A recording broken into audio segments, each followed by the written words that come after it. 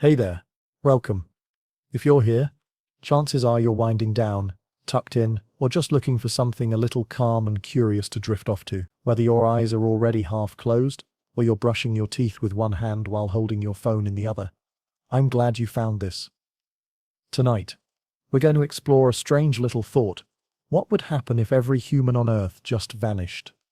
No drama, no disaster, just quiet. A world without us. We'll take it slow. This is Science for Sleep. Not a lecture, not a quiz. Just a gentle wander through one possibility of the future.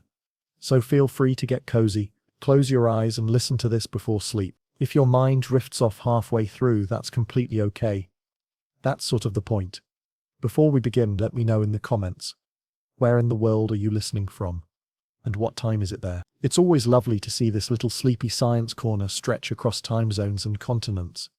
Alright, let's begin our quiet journey into a world without us. Alright. So let's say something weird happens. Not dramatic, not scary, just quiet.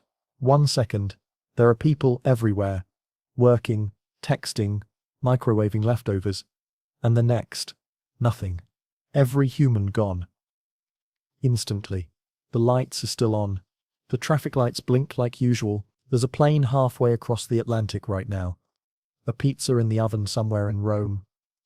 Someone's electric toothbrush is still buzzing in a bathroom with no one holding it. Everything is still running.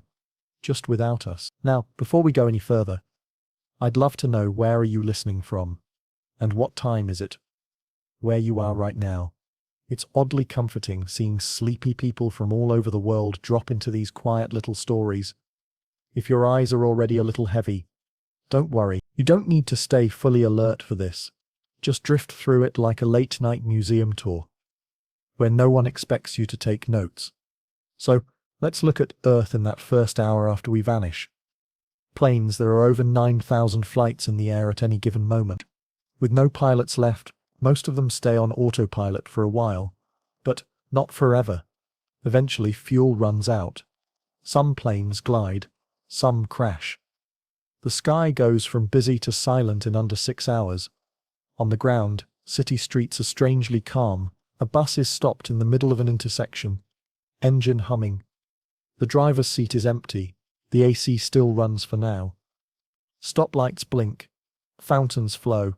Somewhere, a kettle starts whistling and keeps going. But behind the scenes, in the places we don't usually think about, things are already starting to shift. Power grids are twitchy things. They rely on people watching over them, adjusting, balancing, troubleshooting. Without that oversight, they don't last long. Within the first few hours you start getting blackouts. Not everywhere, not all at once, but one by one, substations trip. Power plants shut down automatically. In some places, backup generators hum to life. Hospitals, data centers.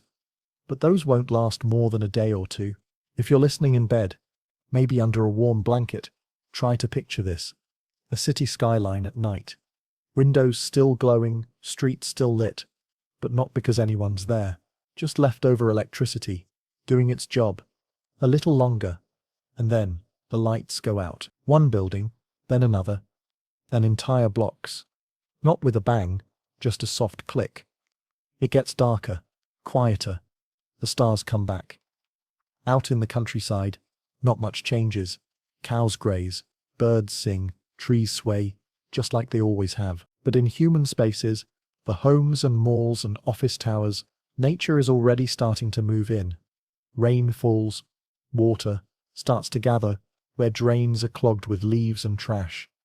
Without sump pumps running, basements begin to flood. In underground subway systems, the air ventilation shuts off. Floodgates don't close, and pretty soon, tunnels that carried commuters now carry water. It happens fast, faster than you'd expect. In homes, refrigerators keep humming for a bit, but eventually, the power cuts. Frozen food thaws, clocks blink. And in thousands of neighborhoods, alarms beep softly into the void. No one left to hear them. Meanwhile, animals are adjusting.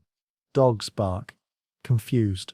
Some whine by the door, waiting, Others wander out through broken fences. Cats, well, most of them seem fine. They always do. At zoos and aquariums, it's a tougher story. Automated feeders might work for a few days. But after that, enclosures become quiet. Some animals, like raccoons or deer, find ways out. Others don't. Farms are a mix. Chickens, pigs, cows, animals that depended entirely on us, begin to vanish. Not all at once, but quickly. Predators return. Fences fall. You can almost hear the silence. No car horns, no chatter, just wind through trees. The creak of an old sign swaying above an empty storefront, the distant rustle of something wild in a parking lot. Somewhere, a candle still burns on a kitchen counter, its wax pooling quietly beside a half-read book. Skyscrapers are still standing. Elevators are stuck between floors. Phones ring once, and then never again. It's strange how much stays the same for a little while, and how much has already started to unravel. Some places get lucky. Solar-powered homes might stay lit longer. Hydroelectric dams might keep humming. But with no one to monitor the flow, even those systems drift out of balance. The Earth isn't in crisis. It's just sighing, unfurling, reclaiming. And in the darkness of that first night, long after the last traffic light has gone dark, animals begin to roam where they couldn't before. Foxes in shopping malls, bears in suburban backyards, a family of deer on the marble steps of a courthouse. The moon reflects off silent streets, rain pools on rooftops. Somewhere in a quiet bookstore, a radio plays until its battery fades out. It's peaceful, really. Not apocalyptic, just empty. And that's the first 24 hours. The systems we built were never meant to be left alone. They lean on us, constantly, without people pressing buttons, flipping switches, making phone calls. The world we made begins to slide gently into stillness. But this is only the beginning, because the next day, things start to get interesting. A day has passed. The lights are out, the machines are quiet, and the Earth, for the first time in a long time, is listening. By now the silence has settled in, not the eerie kind, more like the hush of a snow-covered morning. It's not that nothing's happening, it's just that no one's watching. Without anyone to mow the lawns, grass begins to grow tall. Weeds, once carefully plucked from garden beds, stretch their arms toward the sun. Little green tendrils creep through sidewalk cracks and wrap themselves around porch steps. It's subtle, but it's already everywhere. Inside homes, the shift is slower but steady. With the power gone, refrigerators are warm, freezers leak, carpets feel damp, and with no heating or air conditioning to hold the atmosphere in place, walls begin to breathe with the weather outside. The air grows heavy in places. Humidity rises. Paint begins to peel. Books on shelves warp just slightly at the edges, their spines arching inward like they're curling up to sleep. Somewhere in an empty apartment, a window creaks open with the wind. A calendar still hangs on the fridge. Yesterday's date is the last one that will ever be marked. And out in the world, the animals are beginning to explore. In suburban neighborhoods, raccoons are kings now. They nose through open garages, slide between garden sheds, waddle across rooftops like they own them. Crows gather in empty schoolyards. Coyotes trot through grocery store parking lots. Even house cats, once cozy behind glass, begin slipping through loose screens, slipping back into something older, something wilder. At night, the skies are changing too. With no more light pollution, stars that haven't been visible for decades shine again, not just as pinpricks, but as glowing rivers of light. The Milky Way returns to cities that forgot it existed, and the nights get louder, not with engines or sirens, but with chirps and rustles. Frogs return to ponds that once echoed with traffic. Crickets sing without competition. Wolves howl into valleys that used to carry the hum of highways. Meanwhile, in places designed to resist nature, nature is still getting in. Skyscrapers, for example, are surprisingly fragile. It's not the steel or glass, it's the little things. Gutters clog, water pools. Wind pushes through vents and pries at window seams, with no one to maintain them. High-rises become greenhouses. Humidity rises floor by floor. mold takes root in the walls, and before long, entire stairwells are coated in damp, velvety moss. In the lower levels, things are darker. Subway systems, flooded now, have gone fully quiet. Tunnels are underwater, rails rust. The lights, long since out, flicker one last time before fading completely. Back at the surface, it's a different story. Trees don't need long to start pushing their way through fences. Saplings take root in roadside medians. Dandelions thrive in sidewalk cracks. Nature isn't polite about it. It doesn't wait. It just keeps growing. And the buildings, the places we thought would last forever, start to fade faster than anyone expected. Wood warps, roofs leak, floorboards swell and buckle. In damp climates, mold spreads like a slow green tide across every available surface. Somewhere in an abandoned museum, a priceless painting peels quietly off canvas. A sculpture topples in the stillness. Nobody notices. Backyards once filled with swing sets and patio furniture start to look like meadows. Lawns become fields. The sharp corners of civilization soften, edges blur, and just beyond the edge of town, the forests wait. Trees that had been pushed back for centuries begin to return. Not in a dramatic stampede, just one branch at a time. A pine sapling in a driveway, a maple tree stretching toward a second-story window, the root curling its fingers beneath the garage. It's not that nature is trying to take back the earth. It's just doing what it's always done. Growing, spreading, adapting. And with us out of the way, there's no more hesitation. Out in the oceans, things are changing too. Without constant shipping traffic, marine noise levels drop. Whales begin communicating across longer distances. Fish, no longer dodging nets and propellers, expand their territories. In coral reefs that were once at risk, life returns.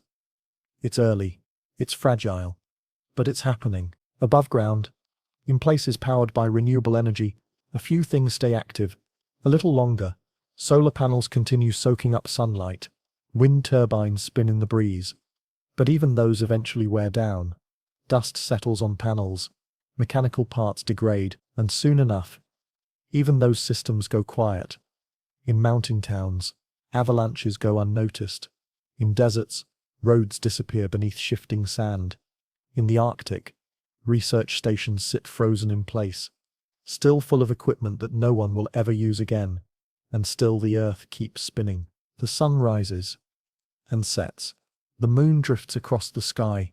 Tides roll in. Seasons pass.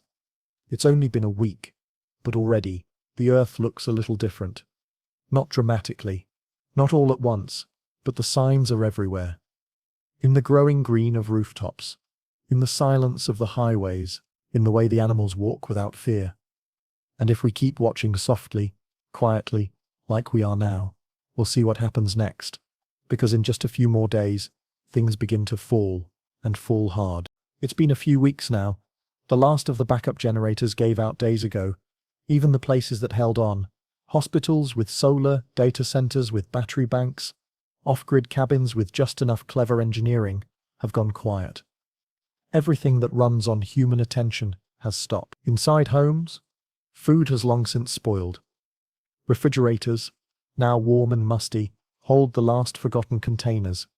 Cupboards sit ajar. In the kitchen sink, a sponge has dried out into a stiff, curled husk. The smell of civilization has changed. Where there used to be detergent and cooking oil and fresh-cut grass, there's now mildew, rot, and the slow chemistry of unattended things. In grocery stores, shelves have mostly collapsed under their own weight. Cardboard has softened in the humidity. Canned goods still remain, stacked and silent. But the freezers are all puddles now. Flies gather, mice arrive, and then something larger follows. Nature is moving fast. In the time it takes for a human to miss a dentist appointment, plants have already sprouted in the cracks of supermarket tile. The tree root has pushed up the edge of a parking lot. Somewhere, a fern is growing inside a laundromat. In every town, gutters are clogged, with no one clearing debris. Stormwater finds its own path, over sidewalks, through garages, into basements. The streets don't flood all at once. But when they do, they stay that way. And inside those flooded places, apartments, basements, stairwells, mold becomes a new kind of occupant. Not the little speckles used to wipe away. The thick kind, the velvet green kind that grows across furniture, up door frames, and over wallpaper. A soft, damp empire. Some buildings collapse from water damage alone. Just a little too much weight. A weakened beam, and suddenly, an entire wall gives way. Quietly, like a sigh. Skyscrapers are still standing, but not without bruises. Glass windows fall more easily now. Exposed to the elements, interior supports rust. Birds begin nesting in cubicles. Vines stretch up elevator shafts. And in the suburbs, garages give up their shape. Shingles loosen, driveways crack. A basketball hoop tips sideways in the wind. In playgrounds, swing sets are swallowed by tall grass. Toys left in sandboxes are half buried. A red plastic shovel peeks out. Faded, crooked, forgotten. Out in the wild, things are less sad. Animals are thriving in ways they haven't in centuries. Birds that once avoided cities now nest in traffic lights. Wolves, coyotes and foxes wander comfortably down main streets. Bears find their way into cabins and leave the doors open behind them. And the sounds. The sounds have changed. Where there used to be engines and alarms, there are now birdsong, wind, and the low whisper of leaves brushing buildings. There's a softness to it all. Not because things aren't falling apart. They are. But because it's not hurried. It's as if the world is loosening, relaxing, shaking off the tight structures we placed over it. Even places built to last forever, monuments, museums, marble facades, aren't immune. Statues discolor in the rain. Glass domes crack and go unrepaired. Ivy crawls across walls that once declared permanence. And far beneath the ground, in places humans rarely thought about, strange little ecosystems are starting to form.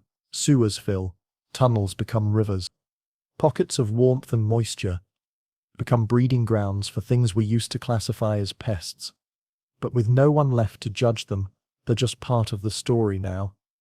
Somewhere in a parking garage, a fox gives birth beneath a dusty Prius. In an airport terminal, pigeons nest in a luggage carousel. And in an abandoned school library, mice chew through old textbooks, building nests between the pages of forgotten stories. Time has a different rhythm now. One that doesn't care about calendar months, or project deadlines or alarm clocks. Just light, dark, seasons, and already the first major seasonal change is beginning to show. In the northern hemisphere, the air is starting to cool. Leaves begin to shift, pale green to gold to deep rust. Nobody rakes them. On windy days, entire avenues are covered in amber. In warmer regions, the rains become stronger. Floodplains, once controlled by levees and pumps, begin to stretch and spill. Some neighborhoods vanish under rising water, and no one tweets about it. It's quiet and wet and green.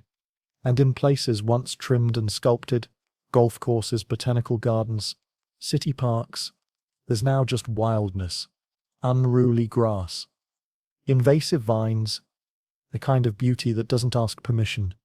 In the skies, satellites still circle. Some continue broadcasting.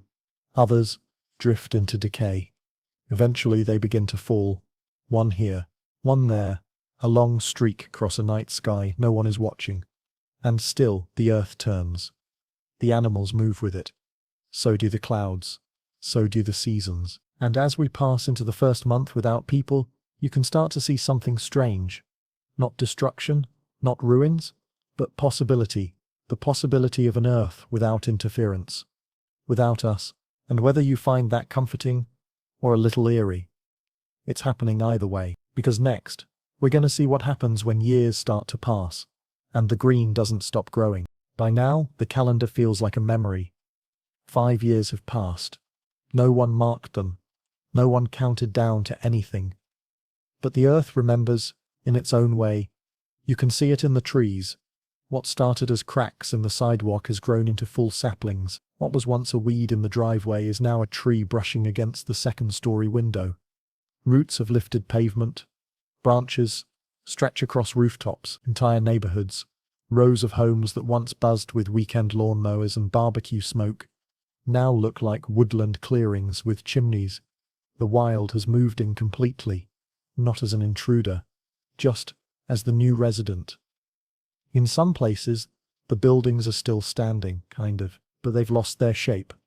Roofs have caved, walls have leaned, paint is gone, wood is swollen and split. There's moss where carpet used to be.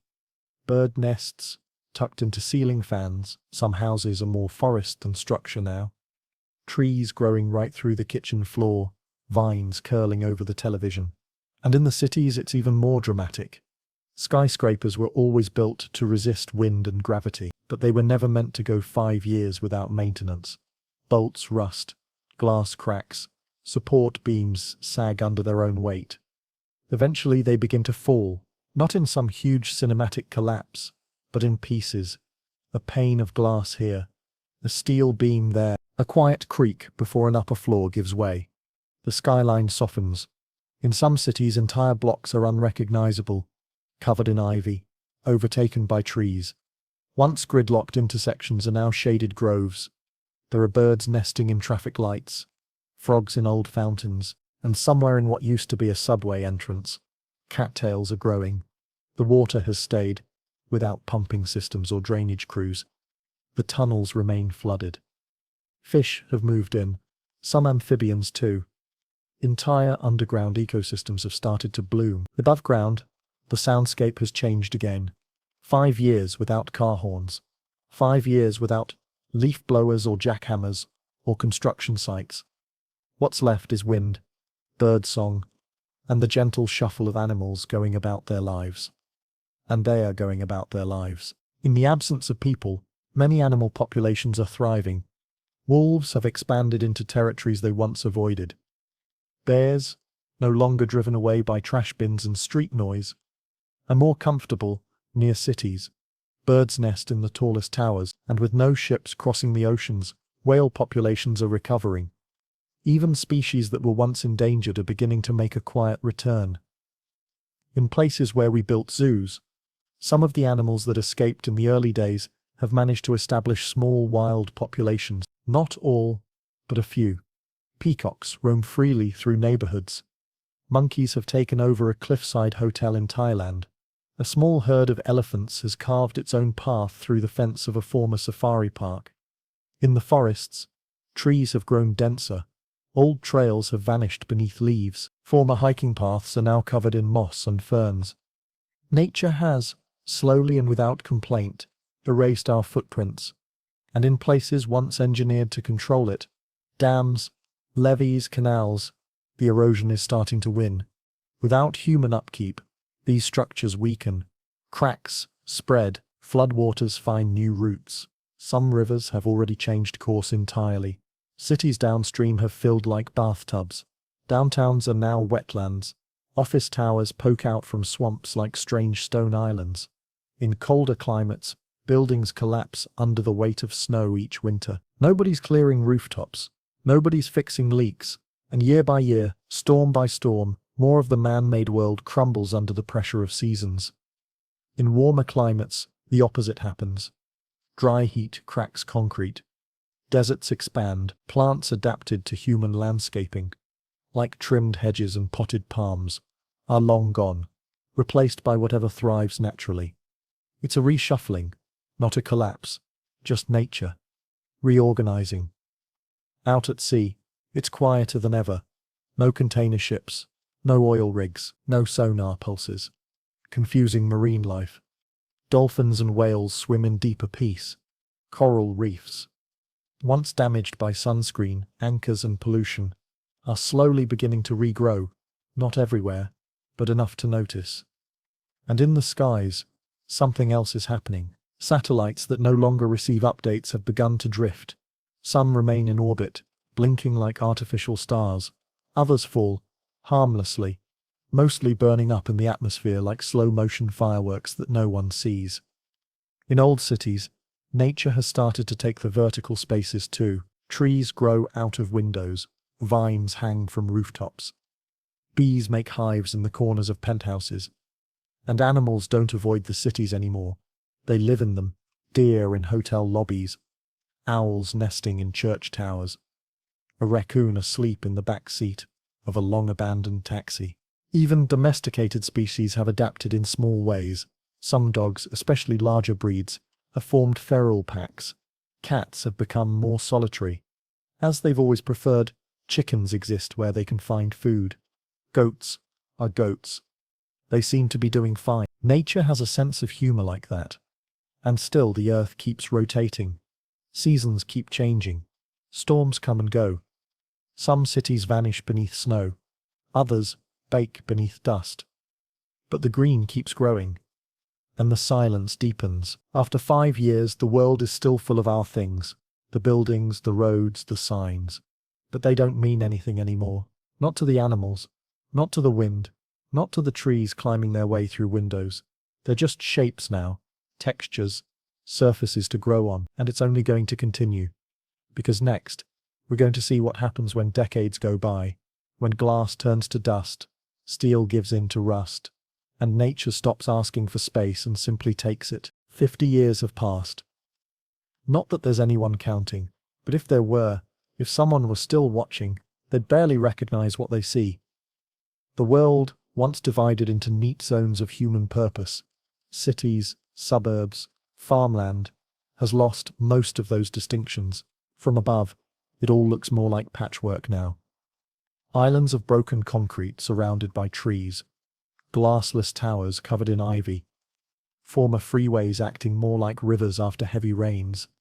Nature hasn't just returned, it's rewritten the map. In places once ruled by sprawl, forests now stretch, uninterrupted. The outlines of neighborhoods are faint, like ghostly blueprints beneath a canopy of green. A few rooftops peek through the leaves, mossy and caved in. The tallest buildings haven't all fallen. But most have. Skyscrapers weren't built for this long without care. Steel rusts, supports weaken. Once a single floor gives out, the rest begins to follow. Slow, deliberate collapse, floor by floor. Some fell years ago, others lean at impossible angles, held up more by stubbornness than structure. On the ground, sidewalks are barely visible. Driveways are just clearings. Gardens have gone wild, not just overgrown, but rewritten. Imported flowers long since replaced by native grasses, creeping vines and shrubs seeded by birds. In places with heavy rainfall, the damage is especially clear. Flooding has redrawn entire coastlines. Cities like New Orleans, Venice, Bangkok, they were already on borrowed time. Now they're lagoons. Silent, flooded, still. Buildings poke up from the water like forgotten stone boats.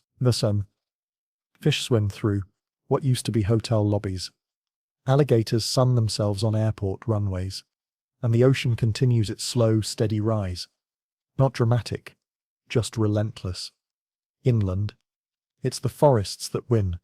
North America's east coast is nearly covered again. The original hardwood forests that once stretched from Georgia to Maine are slowly knitting themselves back together. Elk and bison return to old paths. Wolves range freely from the Rockies to the Great Lakes. Grizzly bears roam down old highways, now little more than trails through the grass. Europe's cities follow a similar path. Paris is quieter than it's ever been. London's Thames has breached its barriers. The underground is completely flooded. Once glorious avenues are now green corridors. Trees growing right through archways, foxes curled up in art museums, deer grazing in opera houses. Rome is being gently unbuilt by time. The ancient ruins hold on best. They've done this before. But the modern parts, those are vanishing under vines and rain. Asia tells a different story.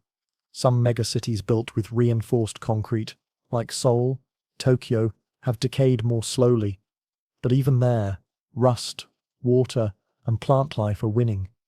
Entire neighborhoods are collapsing from the inside out. The cherry blossoms still bloom, but they fall onto silent streets. No footsteps. No festivals. Just petals drifting into drains that no longer lead anywhere.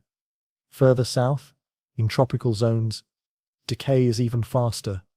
Heat and moisture are relentless. Wood vanishes. Metal crumbles. Ants and termites undo our work one beam at a time. What's left is swallowed in green. Old temples buried by vines. Glass buildings turned into terrariums. The slow, steaming undoing. And above all of this, the satellites are finally going dark. Most of them ran out of fuel years ago. Some have already fallen, burning up in the atmosphere. Short, quiet streaks of light across skies with no one looking up. A few remain, circling, silent. The last artifacts of a species no longer here. Back on Earth there are still echoes of us. In landfills, our plastics, mostly unchanged. Bags, containers, fishing nets, still intact. Buried in layers of dirt and leaves, but not gone. And deeper underground, the radiation zones remain. Chernobyl, Fukushima, places where the Earth remembers more harshly. But even there, life has returned. Wolves, boars, birds, creatures with no fear of invisible dangers, thriving in places humans once feared to step. 50 years is long enough for birth and rebirth, for trees to reach full height, for new forests to cast shade on old ruins, for animals to adapt, for cities to fade.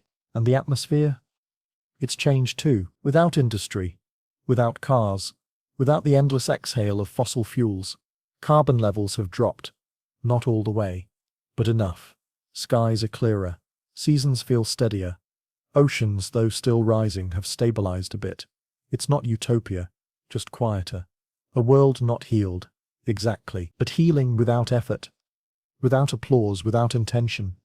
And if you were to walk through it, if you could, you might catch a glimpse of your old world in the rusted shell of a bicycle, half buried in roots. In a street sign still legible under ivy, in a child's toy bleached by sun, lying in a field where a shopping centre used to be. But mostly, you'd see life. Living, breathing, moving on. And it's only been 50 years. The deeper changes are still ahead. Because soon, the ruins become fossils, and the Earth begins to forget we were ever here at all. It's been a century. And the traces of us are starting to blur, not disappear completely, not yet, but fade. Edges soften, labels peel, words fade from stone. What was once clear and purposeful is now overgrown, slanted, sun-bleached. A house that stood strong for decades has become a mound of collapsed walls and plant life. The school is now a skeleton of beams and blackboards. Moss climbing over desks, roots curling into lockers. The gymnasium roof recaved years ago. A tree grows in the middle of the basketball court, and no one has seen it. Nobody has stepped inside. Nobody has swept the dust, or opened the windows, or asked what day it is. Nature has taken over, not violently, not all at once, but completely. The world has rewilded itself. In places that were once endless farmland, forests have returned. Soy and cornfields are now meadows. Tractors, once lined up and waiting, are rusted in place. Wheels sunken into the soil. Steering wheels wrapped in vines. Where fences once marked property lines, there's now open range. No gates. No boundaries. Just grasslands, full of animals we thought we pushed away forever. In North America, the bison are back. Not in zoos or sanctuaries, but on their own. Moving in herds, shaping the land with every hoofprint. Elk, moose, wolves, all return to ancient patterns, unbothered by the outlines of vanished suburbs. Even the predators have reclaimed their confidence. Grizzlies roam down mountain slopes. Cougars rest on cracked highways, heat rising through the broken asphalt. There's no traffic anymore. No reason not to nap in the open. In former cities, what used to be parks have merged with forests. Streets have become streams after decades of neglect. And buildings, those that haven't fully collapsed, are filled with dirt, roots, and nests. They're not buildings now, they're habitat. The bones of civilization still poke through here and there. A skyscraper stump, a rusted bridge, a cracked monument. But they don't stand out like they used to. Now they're just part of the landscape. Ruins, like old castles. Structures whose stories are no longer told. And for the animals? They mean nothing. A raccoon doesn't care that this was once a courthouse. A bear doesn't know it's sleeping on the stage of an abandoned theatre. An owl doesn't need to be told what exit means. It just nests above the glowing letters, still faintly visible behind the ivy. The oceans are different too. Without constant fishing, many marine populations have rebounded. Tuna, cod, whales, species that once dwindled, are now abundant again. Coral reefs, though still vulnerable, have begun rebuilding. The absence of trawling nets, propellers, and pollution has given them a second chance. It's not perfect, but it's visible. Underwater cities, sunken ports, flooded coastlines are now encrusted with life. Barnacles, anemones, and algae blanket everything. Schools of fish move through elevator shafts. Octopuses hide in filing cabinets. It's not our world anymore. It belongs to the current. And then there's the air. In the century since we vanished, the skies have settled, CO2 levels have dropped. Slowly but steadily, there are still echoes, old emissions stored in ice, in ocean layers. But the trend is different now. The Earth is breathing easier, winters are colder again. Glaciers that once retreated every year are beginning to stabilize. Some might even grow. It's hard to say whether the climate has truly recovered, but without us, the pressure has eased. Of course, not everything is gone. The things we made to last, or didn't mean to, are still here. 500 years. That's a long time, even for the Earth. Long enough for coastlines to shift. Long enough for forests to cover whole nations. Long enough for most of what we built to be gone. If you were to stand, hypothetically, where a city once stood, you might not even realize there had ever been one. The landmarks are gone. The outlines erased. What remains is quiet. There might still be pieces. A twisted rail, half buried in dirt. The corner of a concrete wall, worn down to rubble. Maybe a stone floor beneath the forest, cracked by roots. But you'd have to be looking for them. And why would you? The world has moved on in North America. The great cities, New York, Chicago, Los Angeles, are now indistinct green masses. Birds migrate along new routes. Grizzlies fish in what used to be city fountains. Mountain lions pad through old freeway tunnels, now filled with ferns and frogs. The rivers have redrawn their banks. Without dams, they've followed gravity's lead, carving new paths through old streets. Floodplains stretch wider than they used to. Wetlands expand into former suburbs. Trees grow thick along what were once property lines. In their shade, the last bricks soften into soil. In Europe, the ruins are quieter still. Even the stonework of cathedrals has begun to crumble. Weathered by wind, cracked by ice, softened by moss, their outlines remain. Columns like standing stones, stairways to nowhere. But the feeling of purpose is gone. Some animals nest in the highest alcoves, others build their dens where altars used to be. And in places like Rome or Athens, the ancient ruins have outlasted the modern ones. Temples once buried beneath skyscrapers are again exposed, not by excavation but by erosion. Time has lifted the past back to the surface. In Asia, the transformation is lush. The tropics are dense and alive. What were once concrete high-rises are now vertical cliffs of green. Tree roots wrap around beams. The bones of buildings hide behind leaves and branches. Elephants walk freely where roads once ran. Monkeys chatter across the remains of train lines. Even the great megacities have gone soft around the edges, like old paper soaked in rain. And deep in the oceans, coral kingdoms have returned. Reefs that bleached and broke during our time have in many places regrown. Not identical, but alive. New coral, new fish, new balance. The absence of ships, oil, and plastic has given the sea room to breathe again, and it has. The sounds have changed too. The ocean is quieter than it's been in centuries. Whale songs travel farther. Dolphins chatter across open water without the interference of propellers or sonar. Even the deep, where human exploration once brought lights and cameras, is dark again. Undisturbed, mysterious. Up on land, almost nothing man-made still functions. Our machines stopped moving centuries ago. Even the ones built to last. Batteries decayed. wires corroded, screens blackened, under centuries of dust. And the plastics, still here, but fewer now. The sun has broken down the surface of much of it. Microplastics swirl through rivers and soil. Some are buried under layers of leaves and earth. Some have made it into new organisms, woven into the biology of creatures we never knew would exist. A strange legacy, still echoing, but the most enduring human relic. That might be our radiation. Buried deep in secure vaults, under mountains and desert plains, radioactive waste remains. Its containers have held for now. But 500 years is still just a blink in that timeline. Those materials will outlast forests, coastlines, even languages. If languages still existed, there's no one left to warn, no one to read the signs.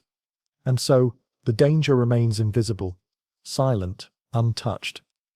Elsewhere, time has smoothed over almost every trace of us. Roads have crumbled into gravel, cities into forest, tunnels into caverns, and the materials that defined us, steel, glass, plastic, data, have mostly scattered. But not everything is gone. There are fossils, not of bones, but of structure, buried rooms, floor tiles, foundations deep beneath the forest, a reinforced vault under layers of sandstone, a mass of rebar tangled in sediment. Future geologists, if such beings were ever to exist again, would find us in the strata, a dark line of carbon, unnatural isotopes, a layer of microplastics between two bands of ancient soil. They might not know who we were, but they'd know something happened here, and the Earth, meanwhile, would not care. It continues without us, with trees and wind and insects, with storms that flatten old ruins, with animals that no longer fear what humans built, with birds that nest in satellite dishes, vines that climb radio towers, and seeds that sprout through broken marble. 500 years is long enough for memory to become myth, and myth to become moss. We are not gone, but we are fading. And as the centuries stretch on, even fading becomes silence. 1,000 years. That's longer than almost anything we ever built was designed to last. Longer than any civilization lasted. Longer than many of our oldest trees. But for Earth, it's just another chapter. By now the last remaining structures we left behind have mostly returned to dust. Even our strongest materials, the stone, the concrete, the reinforced metals, have crumbled. Bridges once hailed as marvels of engineering now lie fractured under layers of soil and vine. Roads have been folded back into the earth, split apart by roots, buried under sediment, washed out by rivers that no longer follow the channels we gave them. The city's gone, not buried in sand or ash, just softened out of existence. Their shapes linger faintly in the land, low-rises where foundations once settled, unexpected clearings in the midst of thick forests. But to the creatures who walk here now, they're nothing more than terrain. The blueprints of civilization are unreadable now. There are no signs, no symbols. The languages we used to document our world have all decayed. Ink gone, books lost, code scrambled. Not even memory remains. The domesticated animals we once bred for specific traits are mostly gone now. Those that couldn't adapt, the toy breeds, the docile ones, the animals that relied on fenced pastures or human protection, have disappeared. But others, they've evolved. Some dogs have returned to their wolfish origins. Smaller ones form new packs, scavenging and thriving as generalists. The feral cats, independent as ever, have integrated into ecosystems as hunters. Pigs have gone wild, their bodies reverting to tougher, leaner forms. Nature doesn't remember their pedigree. It only keeps what works. In the oceans, the transformation is even more complete. The last traces of commercial fishing are long erased. Nets rotted, ships sunk and scattered. The deep sea has closed its wounds. Whale migrations are stronger, more consistent. The silence underwater is profound. Sound carries farther, songs grow longer. And in the coral reefs, especially those once devastated by bleaching and pollution, vibrant new communities have taken hold. Not identical to what we once studied, but alive. And then there's the air. The atmosphere has changed again. Carbon levels have settled into a new baseline. The greenhouse gases we unleashed over centuries have mostly cycled out. Some remained locked in the oceans for a time, others in the soil, but the balance is different now. Temperatures are cooler, winters longer, storm patterns have shifted again. Glaciers, once receding, have carved new valleys. Some regions are wetter, others have become high desert. There's no one to chart it, no one to declare a new climate normal. But the Earth has found one anyway. And the sky, it's clearer, no planes, no satellite, no radio signals humming through the upper atmosphere, only starlight. The last orbiting relics of our species, the satellites we once relied on for data, for guidance, for entertainment, have finally fallen. One by one, their orbits decayed. They burned into streaks across the sky, a silent rain of metal and dust. And below, no one noticed. The radiation zones still exist, the materials we buried, the waste from our energy, our weapons, our experiments, remains sealed underground. The warning markers, if any survive the elements, are illegible. Any symbolic language carved into stone has worn away. Only the isotopes remain, glowing softly in layers of rock, waiting for their half-lives to pass. And that will take far longer. Perhaps the only truly enduring legacy of our time here is not our buildings, or our art, or even our plastic. It's the chemistry. The subtle fingerprints we left in soil layers, in atmospheric traces, in isotopic ratios, signals that something once happened here, that something once altered the Earth's rhythm. If there were future geologists, they'd call this the Anthropocene, a brief, sharp layer in the planet's crust. But there are no geologists, no observers, only the planet itself, and the quiet processes that continue. The tectonic plates are still shifting. Mountains rise slowly, imperceptibly. Islands form. Others sink. Continents drift. And the biosphere reshapes itself. New species emerge. Not from human design, but from time, pressure, and chance. Birds with new songs. Insects that adapt to changed forests. Mammals with features better suited to this altered, wilder Earth. They don't remember us. They don't carry legends. They've never heard a voice, or a siren, or an engine. Their world is full of sound, but none of it mechanical. And underground, deep below, there are still places we tried to preserve. Vaults, archives, time capsules, sealed with hope, designed to last. Most have failed. Moisture crept in, seals broke, languages faded, but maybe one remains. Maybe one was strong enough, deep enough, lucky enough to endure. And inside, a message, or a song, or just a name, something human. But even if it's there, it's buried, unseen, unknown, because the surface has moved on, and the Earth, ever patient, ever slow, is already preparing for the next 1,000 years. 10,000 years. If time could be held in the hand, this would feel heavy. 10,000 winters. 10,000 springs. Seasons turning. Mountains shifting. Coastlines reshaping. All without pause. And all without us. By now, Earth has erased most of what we left behind. The last ruins have collapsed into hills buried under centuries of sediment, rain, roots, and silence. Entire cities, once steel and glass, are now nothing more than subtle mounds in the landscape covered in moss and tree canopy, their outlines detectable only by patterns in the soil. Satellite images, if they still existed, would see nothing. The world is fully wild again. No grid, no sprawl, no interruption. And the forests, they stretch farther than they ever did in our time. Rainforests that were once slashed and burned have grown back, thicker than before. Tropical regions pulse with biodiversity. New species have taken hold. Some evolved from old ones. Others, seemingly born from environmental niches we never lived long enough to imagine. In cooler climates, the ice has returned. Not entirely, but enough to remind the land of older rhythms. Permafrost has reformed in places that once saw pavement. Snow falls steadily over what used to be cities. Glaciers carve new valleys over places where we once kept offices, and schools and servers humming with data. And the deserts? Some have expanded, others have shrunk. The wind has sculpted them freely now, unbothered by fences or mining operations or roads. Dunes shift over the skeletons of long-forgotten solar farms, turbines, refineries, all collapsed, all buried. The oceans have rewritten their boundaries. With every storm, every tide, the shorelines creep and retreat. Some coastal mountain ranges are now island chains, other continents have merged at their edges. Land bridges forming slowly, invisibly.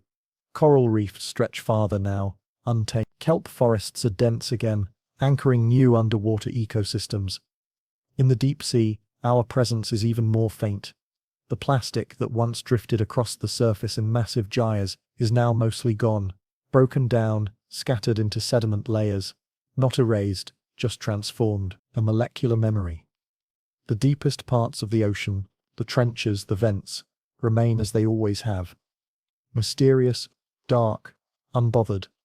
And above, the sky has long since forgotten us. There are no planes, no radio signals, no satellites blinking in low orbit.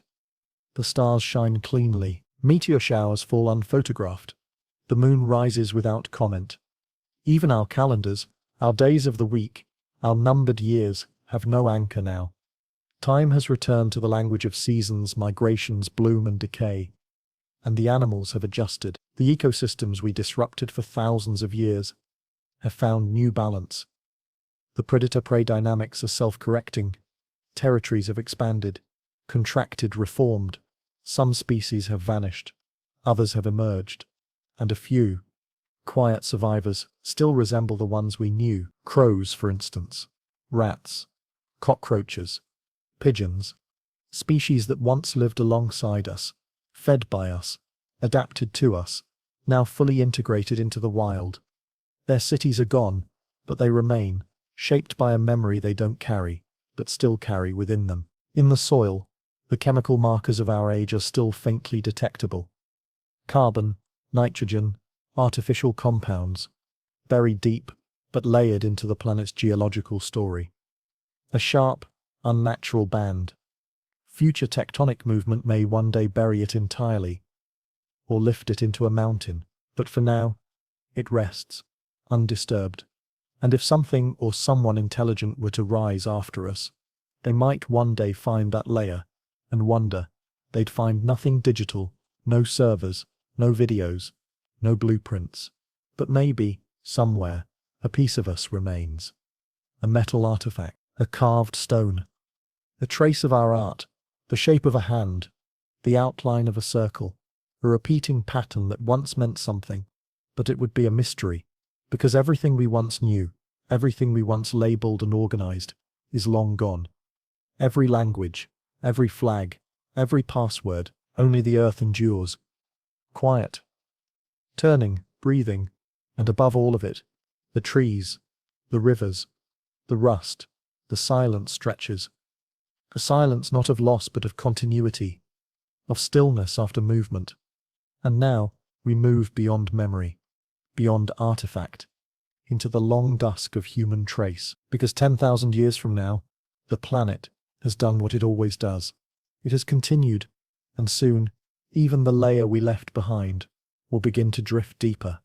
Not because we were erased, but because the Earth simply ran out of reasons to hold on. 50,000 years. By now the Earth has no memory of us. Not in any way we would recognize. The last of our words have vanished. The last steel beam has rusted to dust. The last printed photo, the last glowing screen, the last book, gone. What remains is stone, water, wind, and the long, slow turning of the planet beneath a quiet sky. The continents have begun to shift, just slightly. Not dramatically, not yet, but the plates are always moving, always grinding against each other beneath oceans and forests and layers of sediment. A rift widens here, a mountain inches taller there. Islands rise in one ocean, sink into another. What we once called the Pacific is still vast, still deep, but its borders are different. New coastlines have emerged where none used to be. Some low-lying regions that once held cities are now underwater, not from flooding, but because the land itself has bowed. No one sees it, but the ocean does. It reshapes the coasts with every tide, every earthquake, every slow-motion rearrangement. In the atmosphere, the traces we left behind have long since settled. The greenhouse gases that once warmed the climate for centuries are no longer a factor. Carbon dioxide, methane, ozone. They've found new equilibrium. The air is cleaner than it's been in a million years. The climate has adjusted again. It's cooler now, on average. Ice sheets have grown at the poles. Glaciers, once retreated to the edge of extinction, now carve new paths across continents. Winters are longer, sharper. Spring comes later. Animals have evolved to match. The ones who survived the first centuries without us have either adapted or vanished. New coats of fur, different fat layers, changed migration paths. Birds now follow the winds along coastlines that didn't exist in our time. Their songs have changed, not just their pitch, but their meaning. Dew calls for new dangers, new harmonies for new forests. And in the forests, nothing stands still. The trees we planted are gone. Most of them weren't made for forever. Ornamental species that lined our sidewalks, the manicured ones bred for symmetry and ease, have died out, replaced by wilder relatives that spread on their own terms. The forests are chaotic now. Not messy, just full of motion. Branches fall, saplings rise, fires cleanse, seeds scatter. No one trims or measures or prunes. And yet, there is balance. Fungi rule the ground beneath. Moss covers the stones. Beetles tunnel through logs, the size of cars. In the canopy, mammals leap across vines, so thick they block out the sky. Insects have shifted too. Some of the ones that once depended on human environments like houseflies, mosquitoes, bedbugs, have dwindled, unable to adapt to the wilder spaces. Others, more generalist, more stubborn, have flourished. Ants build monumental mounds in the ruins of what was once a shopping mall. Bees, no longer managed by keepers, form feral hives in ancient trees. Pollination has found its rhythm again. And underground, deep beneath the topsoil, below the rivers and the tree roots, the earth continues its slower work. Sediment builds, pressure rises. Old human landfills, once packed with plastic and metal, are buried beneath hundreds of feet of earth. The layers that contain us, the strata of our brief visit, are compressed tighter with each passing century. There's a strange poetry in it. The layer of plastic, the chemical spike, the isotope drift.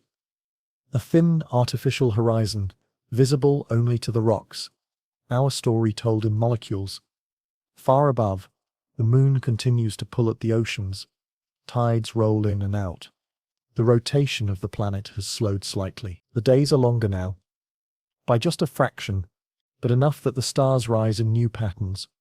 No one names the constellations anymore, or tells stories about them. They shine silently as they always have. And yet, even without us, Earth is not frozen. New species have emerged. Some are descendants of old ones shaped by millennia of quiet change. Rats the size of house cats, adapted to colder regions. Flightless birds that walk the shores where no predators roam. Aquatic mammals that evolved from land dwellers after finding abandoned wetlands to call home. Nature never stops inventing. These creatures don't know what we were. They walk across our ruins without understanding them. They drink from pools where fountains used to bubble. They make their homes in the broken hollows of structures once filled with laughter, with shouting, with light. They don't remember. They don't need to.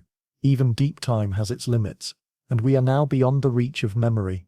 Our myths, our languages, our names, all gone. There is no Athens, no Beijing, no New York, only forests, only weather, only stone, and still, in isolated corners, strange remnants remain. Deep underground, in stable geological formations, some of the materials we tried to hide are still intact. Nuclear waste sealed in vitrified glass.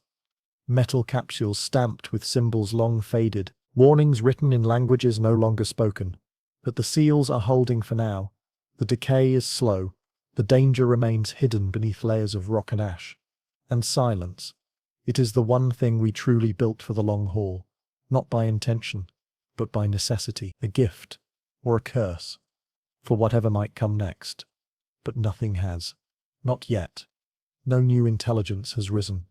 No cities, no tools, no fire. Just animals, moving in their element. Just plants, reaching for light. Just the planet, continuing. And in the vast quiet of this world, there are moments of deep beauty. A herd of animals cresting a ridge at dawn, mist rising from an alpine valley, thunder echoing through a canyon once carved by human hands, a glacier carving into a sea filled with bioluminescent life. These things are real, they are happening, and they don't require an audience, because beauty, it turns out, was never ours alone to witness. The world doesn't miss us. It doesn't even remember us. But it is whole, and it is moving forward, and the traces we left behind, the plastic, the concrete, the isotopes, are sinking deeper now. Soon, they'll be buried completely. Just another curious layer in the story of a planet that was never really ours. We were guests, brief, loud, and now, gone. And the Earth, it's getting ready for the next age, one without us, but not without wonder. 100,000 years. By now, the world is something entirely new. Not just grown over, not just reclaimed, but reimagined by time itself. Everything that once hinted at us has sunk. Cities are myths beneath the crust. Tunnels are caverns. Steel has turned to dust. Even concrete, once the most stubborn of our inventions, has fractured, crumbled, and flowed back into the sediment, indistinguishable from the rock around it. If a wanderer were to walk the earth now, some future being, some impossible consciousness, they would see nothing of us. Not unless they dug very deep. And even then, they would have to know exactly what to look for. A spike in carbon here, a rare isotope there, the faint signature of plastics pressed between ancient layers of soil. But there are no signs, no monuments, no preserved rooms. Even our most sacred places, temples, tombs, time capsules, have been ground to minerals, scattered by weather, buried by movement. The continents have shifted, ever so slightly. Familiar coastlines are distorted. Old islands are now ridges. Mountains have grown taller by centimeters. Earthquakes have opened new faults. Rivers flow along different paths. In the far north, glaciers have advanced again. Snow falls heavier, winds are sharper, a new ice age is forming, not sudden, not violent, but steady, like a breath drawn in over millennia. Species have shifted with the cold. Woolly coats, deeper burrows, smaller limbs to hold heat closer. The descendants of the creatures we knew now wear different shapes. Some resemble the past, but only in silhouette. Others are entirely new, forged by isolation, by adaptation, by the quiet sculpting hands of time. The oceans have changed too. The coral kingdoms of centuries past have collapsed and reformed again. Massive underwater forests sway beneath the waves. In the deep trenches, bioluminescent creatures blink in patterns no human eye ever saw. Gigantic jellyfish, translucent squid, unseen whales with songs so low and slow they take hours to unfold. There are no ships, no ports, no sonar, just the current and the call of life reasserting itself. And above, in the sky, the stars have shifted, not drastically, but enough that our constellations would look unfamiliar. Orion's belt has loosened. The North Star is no longer the North Star. Celestial markers that once guided sailors and storytellers have moved on, slowly pulled by the wobble of Earth's axis. The night sky still sparkles, but it tells a different story now, and on the surface, the Earth wears a face that is ageless, not untouched but self-shaped. Volcanoes have risen. Some continents now bear new peaks, steaming and raw. Ash has fallen on lands we never mapped. New soil has formed over ancient ruins. Lakes have dried, shifted, reappeared elsewhere. There is no map that still matches. The magnetic poles have flipped. The crust has cracked. The biosphere is adjusted. Without hesitation, without grief, life moves on. Insects buzz in forests no one named. Birds build nests in cliffs no one claimed. Mammals, some the size of houses, some the size of mice, go about their lives under stars they don't need to understand. Language is gone. Story is gone. Memory is irrelevant. But something strange has begun to happen in the deep. Not above ground, not in the forests or skies, but far beneath the surface, where pressure and heat and time do their quiet work. The layers we left, the plastics, the chemicals, the unnatural compounds, have been pressed and heated, altered, transformed. Some of it has melted into new kinds of rock. Plastic agglomerate, a fusion of organic and synthetic debris, has hardened into the crust. Strange fossils, not bones, not leaves, but textures of technology, trapped in stone. Circuit patterns fossilized beside shells. Metal wires stretched through sediment. Molecular imprints that suggest something artificial once moved here. To a future geologist, if one ever existed, it might be a riddle. These layers wouldn't match the others. They wouldn't follow the typical rhythms of extinction, erosion, plate drift. They would appear like a flare, a sudden, thin, unnatural moment. Then silence again. Whatever intelligence comes next, if anything ever does, would find that gap, that flash, and maybe wonder, 100,000 years ago, something happened. Brief, bright, chemical, geological, and then gone. Not a fall, not a war, just absence. A species that changed the atmosphere, scarred the land, scattered devices across the sea, and then disappeared. No language remains to say why. No monuments remain to declare intent. Only the trace in stone, the thumbprint in the rock, and after that, just time. And time keeps going. Rain falls, plants grow, lightning splits trees, winds carry seeds across continents that no longer have borders. And beneath it all, the tectonic plates continue to shift. The earth turns, unbothered by what's missing. In the absence of observers, the sun still rises, the moon still tugs at tides, new mountains form, old valleys fill, and the planet rolls forward into ages without names. We were here, and now we are not.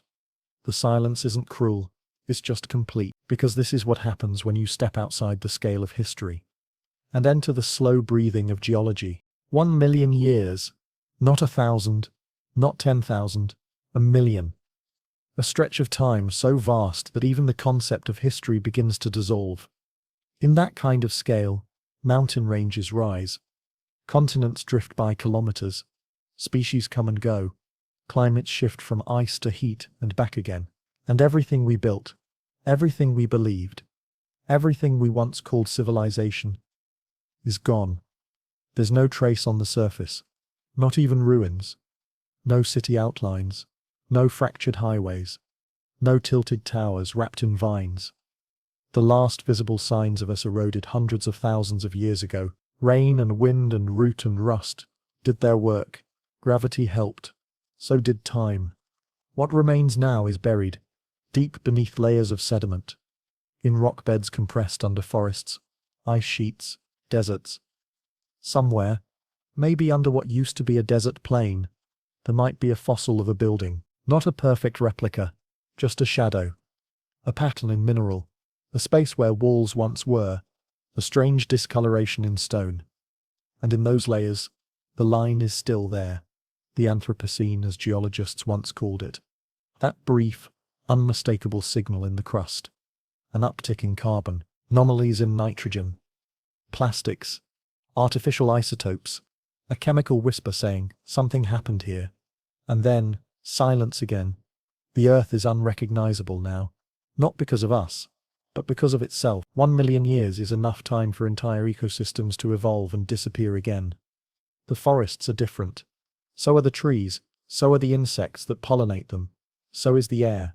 New gases, new balances, new climates. Another ice age may have come and gone, or maybe the planet stayed warm. Either way, the world adjusted, as it always does. Life is still here, but it's not the life we knew. Most of the species we shared the planet with are gone. Not because of us, but because extinction is inevitable. The lifespan of a mammal species averages around 1,000,000 years. And time doesn't play favorites. Even the animals we once thought would last forever, cats, dogs, rats, pigeons, may have vanished. Or maybe they've changed. What if something descended from raccoons now lives in the trees? With a different spine, a new call, better grip. What if the last whales we knew gave rise to entirely new giants in the sea? Long-bodied creatures with sail-like fins and songs no one records. Evolution is patient. It forgets the past. It only asks what survives here, now, and what survives now would be as strange to us as we would be to a trilobite. On land, there are giants again. Maybe not mammals. Maybe something else entirely. Scaled, or feathered, or armored. Walking the plains we never mapped, barking in voices that never echoed from our screens. In the oceans, life has taken forms we never imagined. Translucent predators. Floating colonies of jelly things with rudimentary vision. Fish that navigate electromagnetic fields, breeding only once every half-century beneath migrating islands of seaweed. And in the air, winged forms we'd mistake for myth. 10-foot gliders over volcanic plains. Creatures with hollow bones and velvet-thin skin, using air currents like oceans. There is no memory of humans. Not even in story, because there are no stories, no language, no culture, no song. And yet, the planet is full of meaning, full of cycles, full of balance. The rhythms we tried to map. Seasons, tides, eclipses, still unfold, but without measurement, without anyone naming them, and the surface of the earth has changed. Continents have shifted, the Atlantic has widened, the Pacific has narrowed. A new rift valley stretches through a landmass that was once a familiar continent, what we called Africa, or South America, or Australia. Those labels no longer apply. They are now parts of other shapes, other tectonic arrangements. Volcanoes have built islands. Meteorites have punched scars into remote landscapes. Seas have risen, receded, risen again. What we thought was stable was always in motion. And underground, in those deep chambers we once sealed and feared, some of our waste may still remain. The nuclear remnants, the vitrified glass, the deep steel vaults. Some are still intact, others are not. The materials we buried still decay, still give off their slow glow. But the containment systems, the warnings, the signs, the barriers, have long since failed. Whatever life exists near them now is either immune or unaware. Time has not been kind to our best efforts at permanence, and in the crust itself our mark is still visible, but barely. A blip, an echo, a thin dark line in the record of Earth's 4.5 billion years. Not a peak, not a chapter, a footnote. We thought we were the story, but the story kept going after we left. And in this world, a million years removed from memory, there is no more room for ego, only awe, because the Earth is alive, not as a metaphor, not as a symbol, but as a system. Pulsing, shifting, breathing, with or without us, and in that system, nothing is wasted. Even extinction feeds evolution. Even collapse feeds growth. We were a flash, bright, noisy, transformative, and then, still, a ripple in deep time. Folded into rock, rid, if at all, by no one. And still the tides roll in, and still the trees bend in the wind, and still, somewhere, in the dark, the new kind of life begins. 10 million years. By now the planet has turned over completely. Not just in seasons, or forests, or the rise and fall of species, but in the crust itself. The surface you once knew, the cities, the roads, the ruins, no longer exists. It has been buried, melted, folded into mountains, or swallowed by oceans. In some places, where continents collided slowly over millennia, old seafloors have become alpine ridges. Fossilized coral now crowns mountaintops. Rocks that once lined highways are now pressed into cliffs that lean toward a colder sun. There are no signs of us, not even in the layers anymore. Most of what we were has been subducted, drawn into the deep mantle, recycled under unimaginable heat and pressure. Our time, our structures, our bones, were not preserved. They were repurposed. There is no evidence above ground, no fossil museums, no data caches. Even the deepest vaults have fractured under tectonic stress. What was sealed has been cracked. What was hidden has been vaporized. And what remains? Earth. Nothing more, nothing less. But not the Earth you knew. The continents have rearranged. A supercontinent is forming again, slowly, patiently. Africa and Europe have fused. The Americas have pivoted, narrowed, changed coastlines. Australia, once drifting alone, is now crashing into new territory. The new landmass is hot in its center, dry, vast. The weather systems have adapted. Rain falls in rings along the outer belts. In the interior, great salt basins stretch for miles, remnants of long-gone inland seas, and at the edges of this continent, the coast is restless. Tsunamis shape the shoreline. Volcanoes add new land. Earthquakes rearrange everything without warning. To the creatures living now, this world is ancient, stable in its own rhythms. They don't know it is new, that these mountains were once seafloors, that this forest was once a desert, that this ridge was once part of a sunken city. They don't know humans existed. They don't even know the absence of humans. There is no echo left to feel.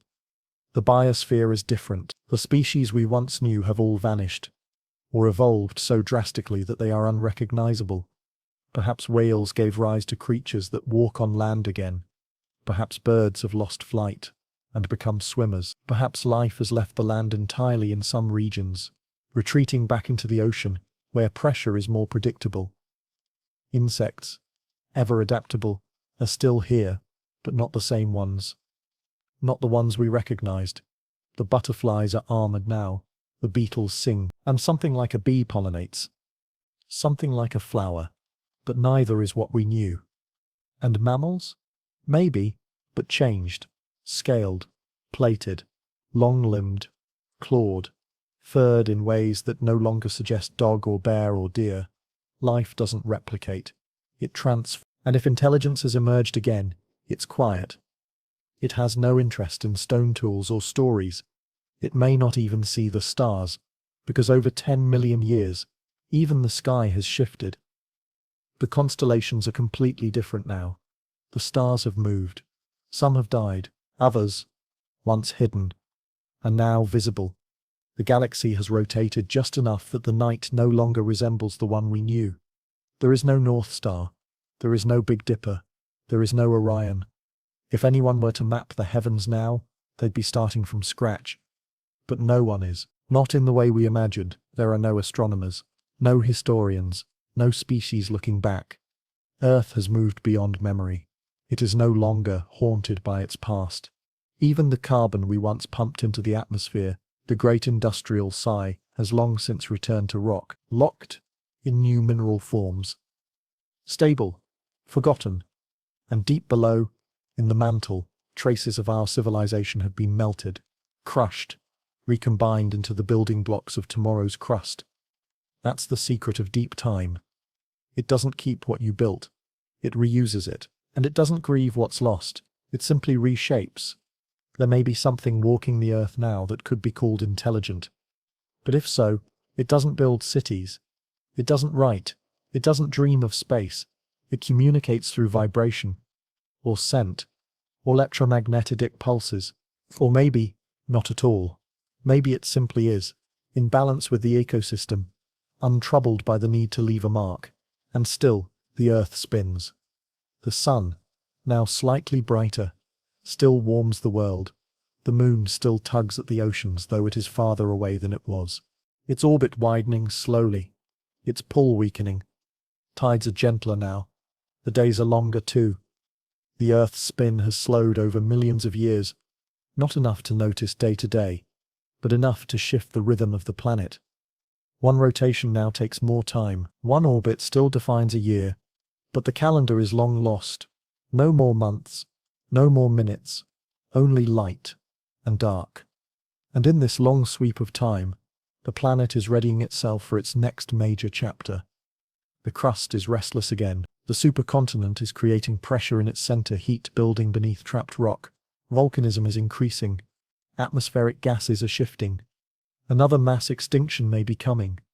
Not because of humans, because of Earth. Because of change. Because every few million years the balance tilts again. It's not personal. And in the face of this, Earth remains what it always was. Resilient. Unhurried. Unconcerned with legacy. We were a season. A flicker in the crust. A temporary chemistry experiment in carbon and ambition. We passed through. And we passed on. But Earth? It stays. Breathing. Turning. Waiting. 100 million years. By now, the Earth is almost unrecognizable. The supercontinent has finished forming, a massive, unbroken landmass ringed by a single endless ocean. It's hot at the core, dry in the center, stormy along the edges. Rain falls in seasonal pulses. But the deep interior hasn't felt a drop in centuries. Wind carves vast canyons from sandstone ridges.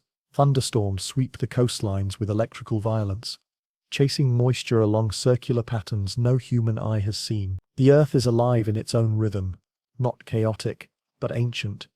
Predictable, in a way that no civilization remained long enough to understand. And if there is life watching this planet turn, it doesn't care for records. It does not dig for fossils.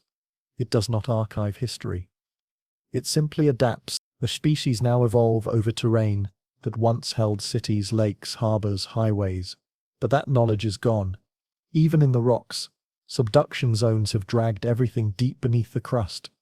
No satellites have orbited in millions of years. No ruins remain exposed to weather. It is as if we were never here. Yet Earth is not forgotten. Not in the way we do. It remembers through transformation. Every atom that was once part of us, of our buildings, our bodies, our inventions, is still here. But rearranged, disassembled by time, pressure, erosion, and heat. The very ground now contains whispers of us in the form of recycled minerals. Perhaps a strand of copper from a city grid lies embedded in metamorphic rock, deep beneath the surface, but it doesn't carry meaning. There are no maps anymore, no context. The land itself is different. Mountain chains have risen, where oceans once roared. Former deserts now cradle lush alien forests, fed by new currents and volcanic soils. Entire ecosystems have come and gone since we disappeared, not just once, but many times over. Evolution hasn't stopped. It's just moved on. And if intelligence has bloomed again, in any form, it no longer builds with steel or concrete. It doesn't mine. It doesn't terraform. It might not even speak. It may operate through symbiosis, through signals sent by color, by heat, or by scent, through hive minds, or chemical networks. If it is aware of itself, that awareness is shaped by an Earth far removed from ours. There are no roads, no satellites, no recorded knowledge to inherit. The new intelligent life, if it exists at all, is alone in its time, just as we were in ours. Meanwhile, the oceans breathe with slow tides. The moon, now over 1,000 kilometers farther from Earth than it was in our time, pulls more gently than before. The tides are still present, still important, but they've softened. Their cycles are slower, like a heartbeat, aging across eons. The continents, locked in this supercontinent embrace, begin to tremble again. You see, Earth is not content to sit still forever. 100 million years is long enough for the interior mantle to stir. Heat builds. The crust thins in places. Rift valleys form. One day, slowly and imperceptibly, the supercontinent will begin to break apart. The land will tear itself open. New oceans will form. Volcanoes will light the sky again, not as isolated mountains, but as chains across entire plates. Lava will draw new borders. Ash will fertilize the future. This is Earth's rhythm. Gather, break, spread, reform. It has done this before. It will do it again. The scars of humanity, the carbon, the concrete, the radiation, have long since faded. The atmosphere has rebalanced. Even our synthetic materials designed to resist decay have been shredded by chemistry and time. Plastic polymers, those stubborn survivors, have been eaten by evolved bacteria, descendants of microbes that once feasted on oil spills and waste. What once clogged oceans has now become energy for new ecosystems. We were a blip, a complex, noisy, momentary reshuffling of atoms, but nothing that Earth couldn't digest. Even our satellites, if any still drift in orbit, are no longer recognizable. They are scarred by micrometeoroids eroded by solar wind, and spinning silently through decaying trajectories. One by one they fall, burning up, forgotten. There is no broadcast, no signal left to hear, no beacon to remember us by. And yet, life continues. The rules of biology haven't changed. Genes still mutate. Selection still filters. Environment still shapes. In some corner of this transformed Earth, a creature might stand still beneath a violet sun, the sky colored differently now by altered atmospheric chemistry, and stretch a limb or wing or antenna to feel the wind. Not because it recalls anything, but because it is alive. And that is enough. The trees, if they exist, are not like ours. They breathe carbon, yes, and exhale oxygen, but their shapes are alien. Wide leaves to catch diffuse light. Tall hollow stalks to store water. Roots that speak through mycelial threads, stretching miles beneath the crust. The insects hum with clicks no ear would recognize. Amphibians glisten with bioluminescent patterns, not for camouflage but for communication, or perhaps for beauty. Coral reefs, once wiped out by acidification, have returned in strange new forms, built not from calcium carbonate, but from unknown compounds harvested from hydrothermal vents. Even now, Earth recycles. Even now, it creates. The sky still arches overhead. The wind still whispers. And somewhere under the canopy of alien forests, a predator stalks, a child of adaptation shaped not by what came before, but by what was needed now. Does it wonder? Probably not. But maybe in some slow spark of instinct, it pauses and listens, not for danger, not for prey, but because something in its biology is tuned to curiosity, a trait once woven deep into our own survival. It listens to the wind, and though it does not know, cannot know, it hears the silence we left behind, the silence of absence, but not of loss. Earth has not lost anything, it has simply moved forward. And we are now part of the rocks, part of the deep-sea sediment, part of the isotopic signatures buried under miles of crust, a trace in the geological record, a single line in the book of time. In this 100-million-year future, the planet does not mourn, it does not remember. But it continues, and that, in its own quiet way, is beautiful. 500 million years. If you're still with us, eyes closed, perhaps drifting, or maybe just curious while lying quietly in the dark, you've officially traveled farther than any human story has ever gone. And yet, Earth keeps going. By now, our world has not just changed, it is something else entirely. Entire mountain ranges have risen and been erased again. Oceans have formed, expanded and then vanished into subduction zones. The continents, once split and drifting, gathered into a supercontinent. And now, they've broken apart once more. Earth, as it turns out, doesn't like to hold the same shape for too long. The new continents are unfamiliar. They're arranged in patterns no mapmaker could guess. Some stretch from pole to pole, dragging glacial caps into the tropics. Others sit in quiet isolation, slowly rotating across equatorial belts, wrapped in thick blankets of tropical clouds. The climate, too, has shifted. The sun, our quiet, ever-present furnace, is slowly getting brighter, not enough to scorch the earth. Not yet. But enough to change things. Over these hundreds of millions of years, photosynthesis has evolved again and again. Plants experimenting with new pigments, new ways to shield themselves from increasing solar radiation, and new strategies to hold onto water. Leaves are broader in some regions, waxier in others, or replaced entirely by needle-like growths or folded membranes that collapse during dry seasons. If you walked across this earth, not that anyone could, you'd see colors that don't exist today, maybe reds instead of greens, or deep purples layered in metallic sheens. Chlorophyll, as we once knew it, might no longer be the dominant pigment. And animals, well, Calling them animals might be generous. Evolution has taken strange liberties. Arthropods, those endlessly adaptable creatures, have returned in new, monstrous forms. Some look like arm-sized millipedes with plated armor.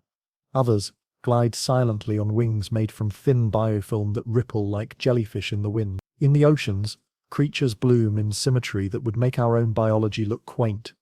Radial bodies, transparent exoskeletons, organisms that communicate through pulses of light. And predators? They still exist. Nature always makes room for hunger, but instead of claws and teeth, some now use sonic bursts to stun their prey. Others eject clouds of genetically engineered enzymes, evolved not in labs, but by the slow trial and error of time. Some don't chase prey at all. They lure, mimic, or paralyze through chemical trickery. It's a strange world, familiar only in that it's alive, but that's the only common thread. Everything else has drifted, and above all this, the moon still hangs, farther now than it's ever been. It continues to retreat, about 4 centimeters per year. It doesn't sound like much, but after 500 million years, it's moved thousands of kilometers away. The tides it stirs are gentler now, the nights less dramatically lit. Earth is subtly slowing. Because of tidal friction, our planet's rotation is lengthening. The days are no longer 24 hours, they're closer to 28 or 30. Maybe more. The Earth spins slowly now, and the rhythm of life follows suit. Creatures are active for longer stretches. Rest cycles stretch into strange circadian patterns. The planet's pulse is no longer the one we knew, but it's still steady. And under all of this, far beneath the crust, the core churns. The magnetic field, which once protected the planet from solar wind and radiation, is still alive, though it fluctuates more wildly than it did in our time. Magnetic reversals, once rare, have become more frequent. Sometimes the poles flip in mere thousands of years, then remain still for millions. Creatures that rely on magnetic sensing adapt or vanish. The atmosphere, always in flux, has changed in kind. Oxygen is still here, but not in the same proportion. Some epochs see a dip, others a sudden spike. Methane rises again from deep marine trenches, stirred by tectonic activity and biological cycles we would barely understand. Clouds are heavier, more scattered. Storms have a rhythm of their own, not seasonal as we knew them, but tied to vast planetary cycles. Ocean overturns, volcanic loops, continent-wide droughts followed by centuries of relentless rain. And, in the sediment, deep under ancient lake beds and dried seafloors, tiny fragments of us might still remain. Not buildings, not tools, but isotopic fingerprints, ratios of carbon and lead, and rare earth metals that whisper of industrial processes long erased from the surface. These aren't legacies, they're curiosities. Geological riddles, anomalies in the strata that hint something was once here, something strange, complex, brief. No creature of this time remembers us, but the Earth does, in its own quiet, layered way. The rocks record pressure, not meaning, but meaning. After all, is a human thing. We once believed ourselves eternal, that our cities, our data, our satellites would echo into the future forever. But in truth, permanence was never the planet's promise. Everything changes. That was always the rule.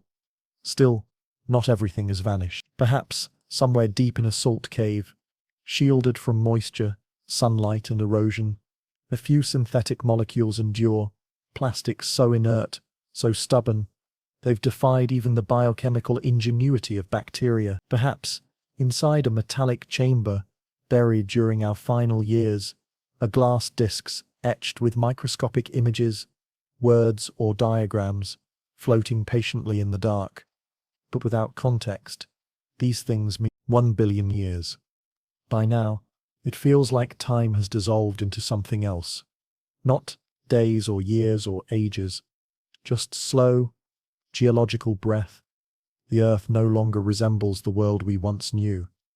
It's older, wiser in a way, and quieter, but not silent. It still turns, still breathes, still burns with life. Although that life is stranger now. The sun, our old companion, has changed. Not in a dramatic, sudden way, but like a candle slowly running out of wax. It's burning just a little brighter. That brightness is the problem. It means more heat. Not fireball apocalypse heat, not yet, but just enough to push Earth out of the delicate balance it once knew. Oceans have begun to recede, not from tectonic shifts, but from evaporation. Year by year, century by century, more water escapes into the upper atmosphere, where ultraviolet light splits it apart. Hydrogen, the lightest element, drifts into space, never to return. Earth is quietly losing its oceans to the stars. You wouldn't notice it if you visited for a day, but come back every million years. You'd see coastlines creeping backwards, salt pans spreading, and air growing drier. Rain still falls, but not like it used to. Instead of gentle storms and freshwater lakes, much of the water now cycles between thick cloud systems and brief, violent downpours. Then it vanishes, soaks into dust, or flashes back into vapor. Rivers fade. Lakes become brine. Life clings to the margins. Some of it still thrives, in its own way. Microbial colonies have mastered the art of survival, hibernating for decades, or absorbing solar radiation without damage. Some of them live deep underground, feeding off chemical energy from the planet itself. They don't miss the surface. They've never known it. Above, on land, life has adapted in directions no human imagination ever mapped. Creatures walk on silica legs. Some glide through air that is thinner now. Others burrow, not just for protection, but to escape the relentless heat. Photosynthesis, that ancient, elegant trick, still exists, but it's rare. New pigments filter sunlight differently now, turning deserts violet, copper, or black, depending on the region. But green is nearly gone. The Earth is still alive, but it's not the green and blue jewel we remember. It's redder now, drier, with long, stretched-out shadows that fall across scorched plains and glassy minerals shaped by long-forgotten volcanism. And humans? Still gone, still absent. But our fingerprints, in some places, remain. Not the kind you'd recognize. No ruins, no roads, not even bones, but trace elements. Slight upticks in atmospheric carbon trapped in ancient ice cores. Sudden shifts in nitrogen cycles recorded in deep sediment. Isotopic layers that defy the slow progression of natural chemistry. A signature of us, painted across rocks like a message no one can read. If any intelligence exists now, it doesn't speak our language. It doesn't need to, because Earth isn't telling stories anymore. It's simply persisting, and there's something beautiful about that. The sheer resilience of this planet, its ability to evolve, to recover, to redefine life again and again, even without us. Perhaps you're lying there now, half asleep, wondering how any of this connects to you. But that's the thing. It doesn't need to. This isn't about control, or legacy, or human greatness. It's about scale, and letting go. Because Earth is not a stage for us. We were just one act in a play that never ends. And yet, in the upper atmosphere, drifting silently, some of our machines may still circle the planet. Satellites that once beamed data to forgotten servers, metal shells, slowly tumbling in zero gravity. Most have decayed, falling in fire across the sky long ago. But a few, the highest and most stable, may still remain, ghosts in orbit, reflecting sunlight across the clouds of a world they no longer serve. Down below, tectonic plates continue their slow collisions. A new ring of fire emerges. Volcanoes reshape the continents, and then, once more, a supercontinent forms, not by design, but by drifting inevitability. This new landmass, vast and hot, traps heat in its interior. Rain falls only at the coasts. Inland, the terrain becomes uninhabitable. But even there, something moves. Creatures that need no moisture, life that feeds off minerals or sunlight directly. Forms that drift between biology and geology, part animal, part crystal. Perhaps. Not intelligent, not in the way we were, but still aware. still alive, and deep underground, in salt caverns or icy cores, bacterial genes from our time may still linger, not active, not replicating, just dormant, waiting for a thaw that may never come, preserved by accident. The backup drive the planet didn't mean to create. Above ground, the stars remain unchanged. Constellations have shifted. The sky is unfamiliar. Polaris is no longer the North Star. The Milky Way has twisted slightly, and nearby stars have drifted in slow arcs over eons. But the galaxy remains, silent, distant, beautiful, and Earth keeps spinning. Its rotation has slowed even further. One day now lasts over 30 hours. A full year still takes the same number of orbits, but time feels different. Life has adjusted, sleep cycles are longer. Creatures nap in 6-hour stretches. Some stay dormant for days, only emerging when temperatures drop or winds rise. And if you're still listening to this somewhere between wakefulness and sleep, you may feel it too, the slowing, the stretching, the sense that time no longer moves in sharp ticks, but in long waves. This is the rhythm of deep time, the pulse of a planet continuing, long after the story of humans ended. No drama, no regret, no need to be remembered, just movement. Evolution, quiet persistence. Earth, now 1 billion years older, is still here, alive, changed, and somehow still beautiful. 2 billion years. By now, the Earth is more a memory than a mirror of what once was. It still turns, still orbits, but everything familiar has softened into something distant, like a dream long faded, but not quite forgotten. The sun, steady in its transformation, burns hotter than it ever has, not through anger or violence, just inevitability, a quiet intensification, a slow, relentless brightening that has continued without pause for nearly twice the age of humanity's entire existence. This extra heat over billions of years has pushed Earth further from balance. The last shallow seas have dried completely. What remains are ghost ocean beds, etched in mineral salts and layered fossils of microbial mats that once danced in gentle waves. They now lie cracked and glittering beneath a thin atmosphere that's begun to betray the planet. Without oceans to regulate its temperature, Earth has grown volatile. Hot days, cold nights, massive swings in pressure and heat that make survival near the surface increasingly improbable. Most life by now has moved underground, not just a few insects or bacteria, but entire ecosystems, thriving in darkness, caves stretching miles beneath the crust, warmed by geothermal heat, fueled by chemosynthesis, not sunlight. It's not the kind of life we would recognize. It doesn't grow flowers or sing in the trees. It pulses, it flows, it replicates. Some of it is carbon-based, some perhaps has fused into forms that flirt with silicon or iron. The line between mineral and living thing has blurred in ways our textbooks never imagined. And on the surface, it is barren, not entirely dead, but mostly still.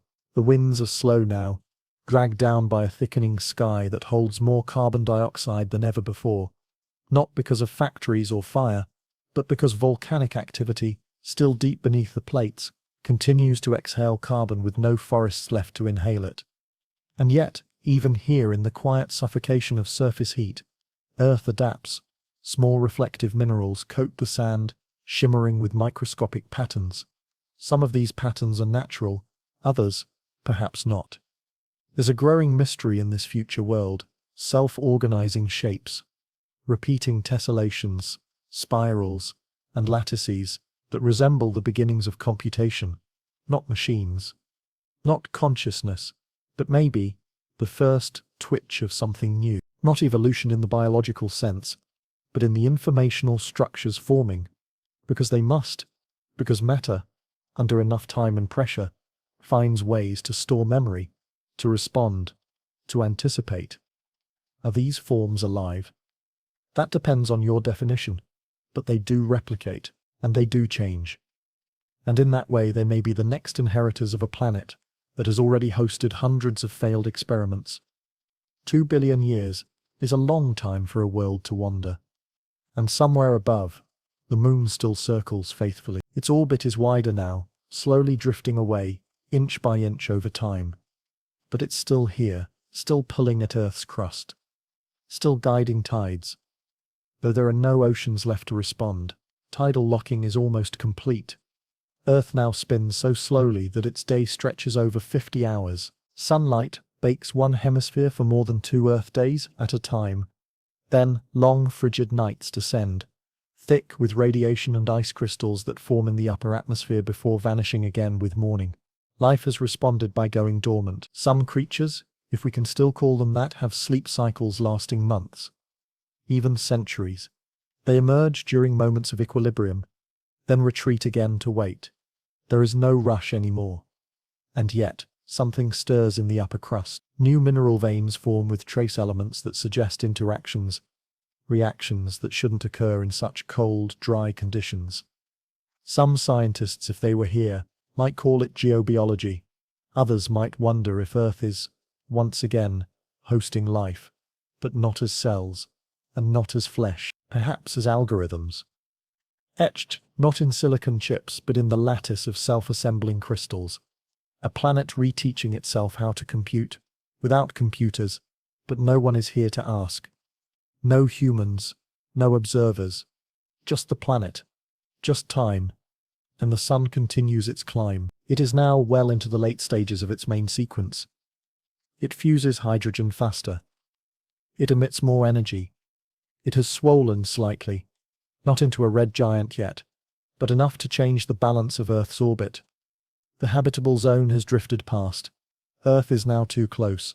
No atmosphere, no matter how stubborn, can withstand the slow boil of a world this near a star that never stops brightening. The last of the liquid water deep in pressure-locked aquifers begins to turn to vapor. Cracks form across the crust, not from tectonic plates, but from thermal expansion. The heat is no longer just on the surface.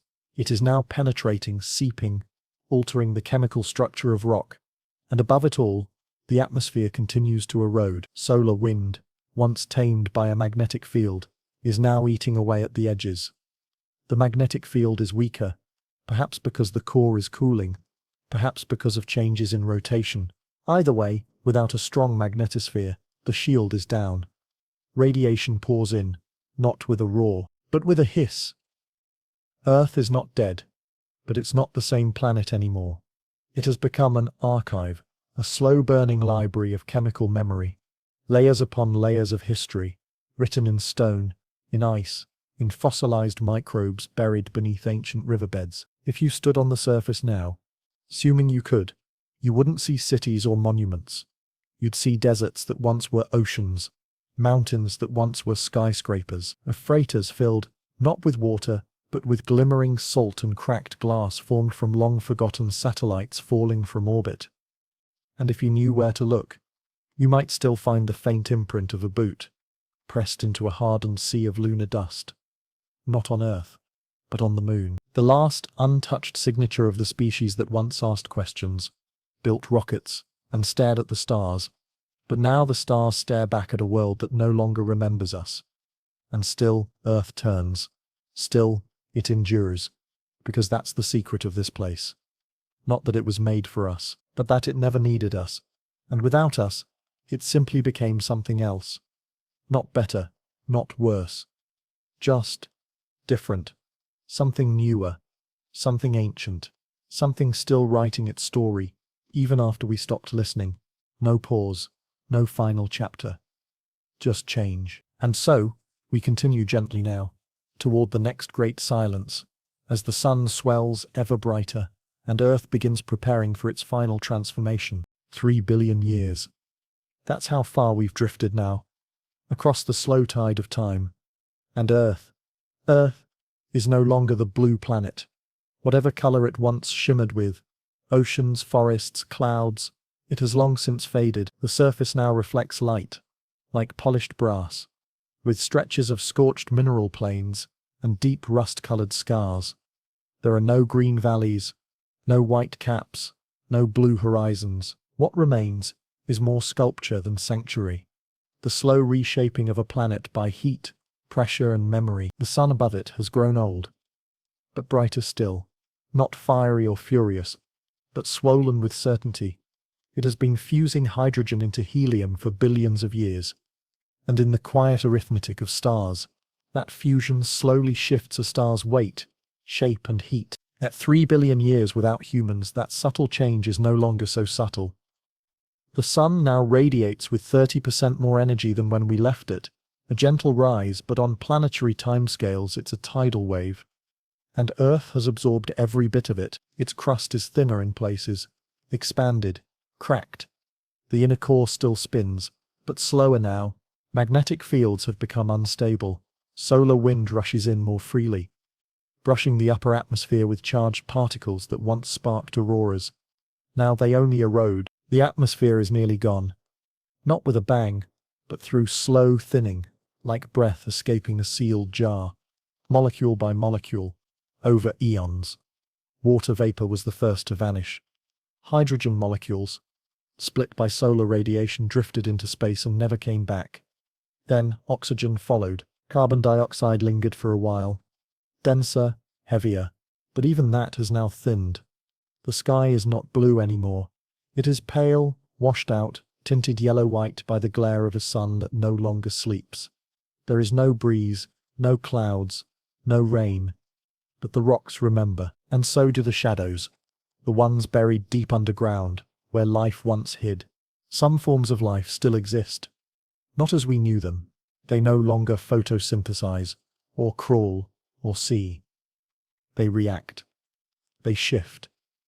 They endure. Down in the mantle, where heat remains stable and the pressure is high enough to protect from solar radiation, microbial colonies cling to ancient chemistry. These organisms don't live fast. They don't reproduce in hours or days. Some take centuries to complete a single cycle of growth. Others go dormant for millennia, waiting for a pocket of moisture, a trace of methane, a crack in the stone. If you could peer into that depth, if you had all the time in the universe, you might see something move. A flicker, a ripple, proof that life does not give up easily. But above the surface, there is no sign of movement. No birds, no trees, no voices. The continents no longer look the same. Tectonic motion has slowed.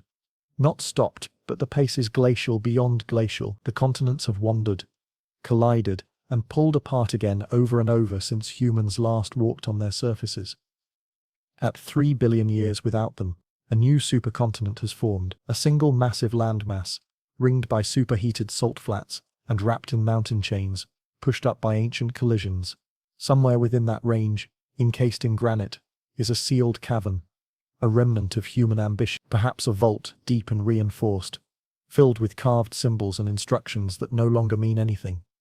The languages are extinct, the warnings are unread, and yet the structure remains. It doesn't hum, it doesn't blink, it's just a time capsule from a vanished civilization, now buried in stone. And around it, geology continues its slow, endless ballet. Volcanoes still rise. Not often, not everywhere, but enough. They exhale gases into the thinning sky. Sulfur, carbon dioxide, traces of water, and for a time, those gases gather, forming faint hazes across the horizon. But without oceans to pull them back down, the planet cannot reset. It can only vent. Meanwhile, the moon is even farther now, inch by inch, year by year. It's been drifting away from Earth's grasp, slowly loosening its orbit. The tides, once powerful enough to shape coastlines and rhythms of life, have all but disappeared. What remains is gravitational memory, a wobble in the Earth's axis, a quiet tug that still echoes from a distance. And yet, there is something eerie about this silence. It's not just that humanity is gone, it's that their absence is complete. There are no satellites in orbit, all long fallen and burned or buried. No lights, no signals, not even distant whispers of their machines. The Earth has erased them slowly, but thoroughly. Wind took their cities, rust took their monuments, time took their stories. Except for one, floating, cold and inert, far beyond the moon's reach, there is a single object still orbiting the sun, a golden disk aboard a quiet craft. The Voyager probe. Its journey is long past Earth's concern now.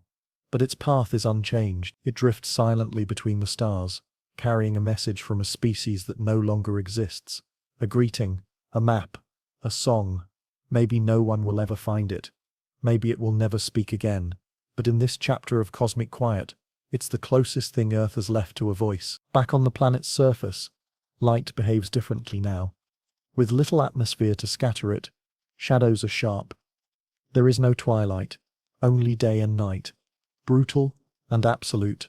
Sunlight hits the ground with direct force, bouncing off pale stone and heating the airless land like a kiln. During the day, surface temperatures exceed 200 degrees Celsius. At night, they plunge below freezing in hours. Nothing lives here, but the rocks still crack, still shift. Wind is rare. There's little air to move, but dust still lifts, carried briefly before falling again. If you stood in the middle of this wasteland, the silence would be crushing. Not because there's nothing to hear, but because there's no medium left to carry sound. Even the Earth's inner hum, the vibration of its crust and core, no longer reaches the surface. And yet, not everything is still. In the deepest trenches of the seafloor, what once was seafloor, now exposed to the air, there are vents still releasing heat. Not steam, not boiling water, just warm, mineral-rich gases escaping into the vacuum-thin atmosphere. In those cracks, some speculate that chemistry continues, that given enough time, life might restart, or mutate, or collapse into something new. But that's speculation, and Earth now has no one to speculate. No scientists, no questions, just processes. Even time feels different now. At human scale, a decade was once enough to build cities, erase forests, launch satellites. At geological scale, a decade is a blink. And at this stage, 3 billion years without us, time has become a deep tide, slow and certain. Mountains erode into dust. Dust turns into rock. Rock melts and rises again. Cycles continue. But they are longer, softer, wiser, perhaps.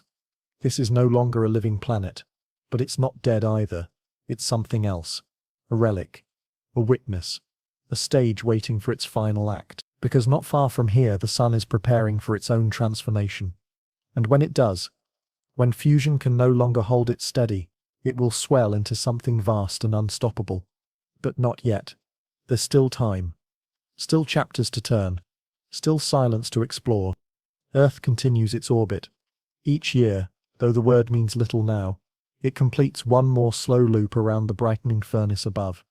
It doesn't remember humans, but the grooves they left in the stone, the trace isotopes in the soil, the alignment of long-buried roads beneath the dust, all whisper that they were here. And as we float forward in this long, warm stillness, we begin to glimpse the next phase, the beginning of Earth's farewell, not to us, but to itself. 4 billion years.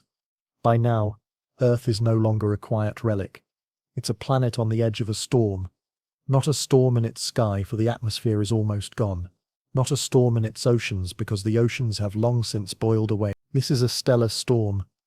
Slow but colossal, brewing in the heart of the sun. For 4 billion years, the sun has been burning hydrogen. Not quickly, not aggressively, but patiently. Like a candle with a long, even wick, that hydrogen, fused into helium, has kept it stable, kept it warm, kept it gentle enough for life. But every fusion reaction writes a number, and eventually the numbers reach their final row. Hydrogen is running out. The core contracts, the outer layers swell, and the sun, our once golden star, begins to inflate. The process isn't sudden. It doesn't look like an explosion or feel like a flash. It's more like a long inhale. Slow, deliberate, unstoppable. It brightens by degrees, then by orders of magnitude. The solar radius increases. Its gravitational grip changes. And Earth? It starts to cook. Not that it hasn't been warming for the last billion years. But now, the heat is different. This isn't warming from proximity. It's radiation at scale. The kind that breaks atoms. The kind that tears electrons from their shells. The kind that melts surface rock. You might expect the planet to burst into flame, but there's no air left to feed fire. So instead, Earth simply glows. Its crust, heated past its melting point, begins to shimmer red, then orange, then white. Basalt liquefies, granite boils, former mountaintops sag into molten pools. It's hard to describe silence at these temperatures, but the silence is there. No cracks, no rumbles, no pops of steam or sizzle of trees, because there are no trees. No sound, only heat, only light. Across the surface, any remaining evidence of human existence. The deepest bunkers, the thickest tombs, the hardest alloys, are reduced to vapor or buried in rivers of lava. Skyscrapers, already long gone, have nothing left to cast shadows. Satellites were pulled down eons ago. Now even the memory of metal is erased. It's worth remembering that even during this phase, Earth is still orbiting, still spinning. The days are shorter now. Earth's rotation has slowed due to tidal friction, and the moon, long gone, is no longer there to balance it. But the planet keeps turning, even as it melts. The sun has entered the red giant phase. Its radius has expanded more than 100 times. Mercury is gone, consumed completely. Venus, a fireball, is spiraling toward destruction. And Earth is waiting. There's some debate among astronomers. Will Earth be engulfed, or will it barely survive, scorched to the core but intact? At this point in our journey, it's still uncertain. The solar atmosphere brushes the outermost edge of Earth's orbit. Particles stream past in a dense solar wind. The surface loses mass. What remains of Earth's magnetic field, weakened and unstable, is no longer strong enough to deflect radiation. And so atoms, iron, silicon, oxygen, are stripped away, atom by atom, layer by layer. It's not a fiery death. It's a slow peeling, like paint under relentless sun. And deep beneath the surface, in the old iron core, there is still motion, still spin. But the inner dynamo is dying. Heat transfer slows, convection ceases. The field collapses. The planet is now magnetically silent. The compass would no longer spin, if there were anyone left to hold it. It's strange to think how much the Earth fought to stay alive, how long it kept life going.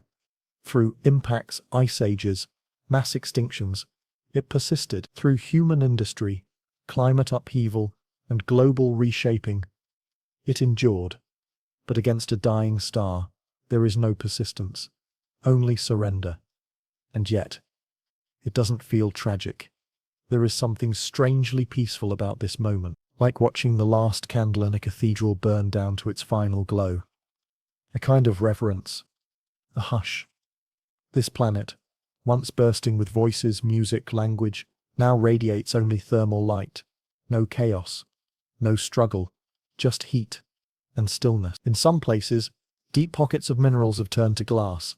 In others, the very structure of crystals has collapsed under pressure and temperature, forming strange, exotic phases of matter, things that don't exist anywhere else in the solar system. If alien explorers passed by now, they might scoop a sample of this molten crust and wonder, what happened here? What story does this rock remember? But there would be no obvious signs. No bones, no cities, no names carved into stone. Just isotopes, magnetic signatures, and rare arrangements of molecules. Hints that something complex once stirred on this world. Meanwhile, the sun continues its metamorphosis. Its outer layers, unstable, begin to drift outward into space. Not explosively, but like petals loosening from a flower. These layers form a planetary nebula, a glowing shell of gas, expanding into the cosmos. And Earth, still on the edge of this transformation, begins to lose its battle with gravity. The core is dense, heavy, heated beyond comprehension, but the surface is evaporating. Evaporation in this case isn't like boiling water. It's atomic liberation.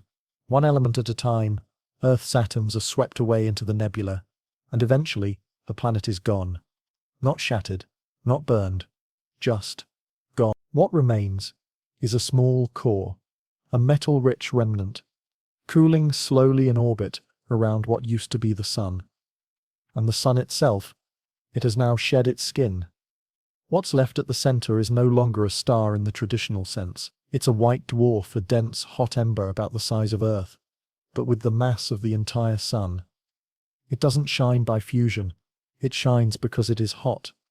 Blindingly, impossibly hot, and around it the ghosts of the inner planets. Fragments of Mercury, Venus, perhaps some trace of Earth's core, orbit silently. The solar system has changed. The gas giants are still out there. Jupiter, Saturn, Uranus, Neptune. They have drifted outward slightly as the sun lost mass, but they remain. Their moons continue to spin. Some, like Europa or Enceladus, may still have liquid water beneath their icy shells, but with no heat from the sun, those subsurface oceans freeze further. The Kuiper belt is untouched. Pluto, a frozen relic, continues its slow orbit. Comets still fall in occasionally, drawn toward the white dwarf's faint gravity. But they no longer light up the sky. There's no atmosphere to make them glow, no eyes to witness their approach. The white dwarf itself begins to cool. Very slowly. Over trillions of years it will dim, shifting from white to red to black. Eventually it will become a black dwarf, a cold, invisible cinder, radiating no light. And Earth, by then, its core, or what's left of it, will have been captured, or collided, or flung into the void by gravitational tugs. It may orbit the white dwarf as a metallic moon, or it may drift, rogue and alone, through the galaxy. But its story is complete. Not with catastrophe, not with sound and fury, but with heat and light and a final return to silence. And strangely, in all of this, we find comfort, because you're still here, listening, floating through this thought experiment, drifting across eons, tucking yourself into sleep as the stars rearrange above you.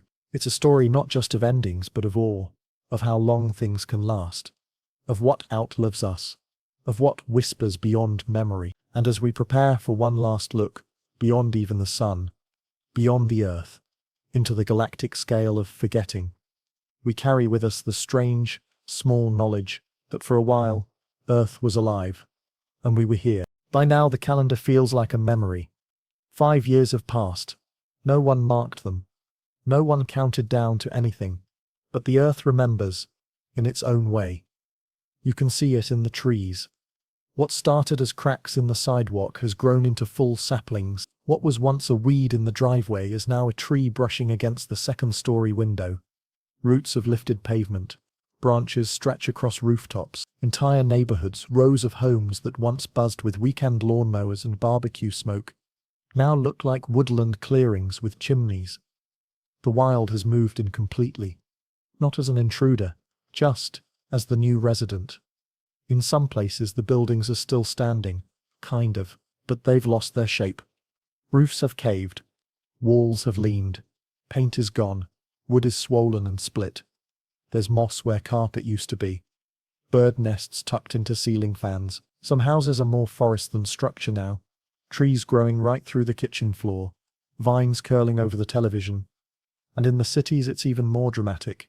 Skyscrapers were always built to resist wind and gravity. But they were never meant to go 5 years without maintenance. Bolts rust. Glass cracks.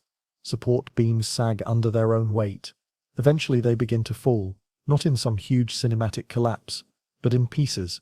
A pane of glass here, a steel beam there, a quiet creak before an upper floor gives way. The skyline softens. In some cities entire blocks are unrecognizable, covered in ivy, overtaken by trees. Once gridlocked intersections are now shaded groves. There are birds nesting in traffic lights, frogs in old fountains, and somewhere in what used to be a subway entrance, cattails are growing. The water has stayed. Without pumping systems or drainage crews, the tunnels remain flooded. Fish have moved in, some amphibians too. Entire underground ecosystems have started to bloom. Above ground, the soundscape has changed again. 5 years without car horns. 5 years without leaf blowers, or jackhammers, or construction sites. What's left is wind, birdsong, and the gentle shuffle of animals going about their lives. And they are going about their lives in the absence of people. Many animal populations are thriving. Wolves have expanded into territories they once avoided. Bears, no longer driven away by trash bins and street noise, are more comfortable near cities. Birds nest in the tallest towers, and with no ships crossing the oceans, whale populations are recovering. Even species that were once endangered are beginning to make a quiet return. In places where we built zoos, some of the animals that escaped in the early days have managed to establish small wild populations, not all, but a few. Peacocks roam freely through neighborhoods. Monkeys have taken over a cliffside hotel in Thailand. Small herd of elephants has carved its own path through the fence of a former safari park. In the forests, trees have grown denser. Old trails have vanished beneath leaves. Former hiking paths are now covered in moss and ferns. Nature has, slowly and without complaint, erased our footprints. And in places once engineered to control it, dams, levees, canals, the erosion is starting to win. Without human upkeep, these structures weaken. Cracks spread, floodwaters find new routes. Some rivers have already changed course entirely. Cities downstream have filled like bathtubs. Downtowns are now wetlands. Office towers poke out from swamps like strange stone islands. In colder climates, buildings collapse under the weight of snow each winter. Nobody's clearing rooftops. Nobody's fixing leaks.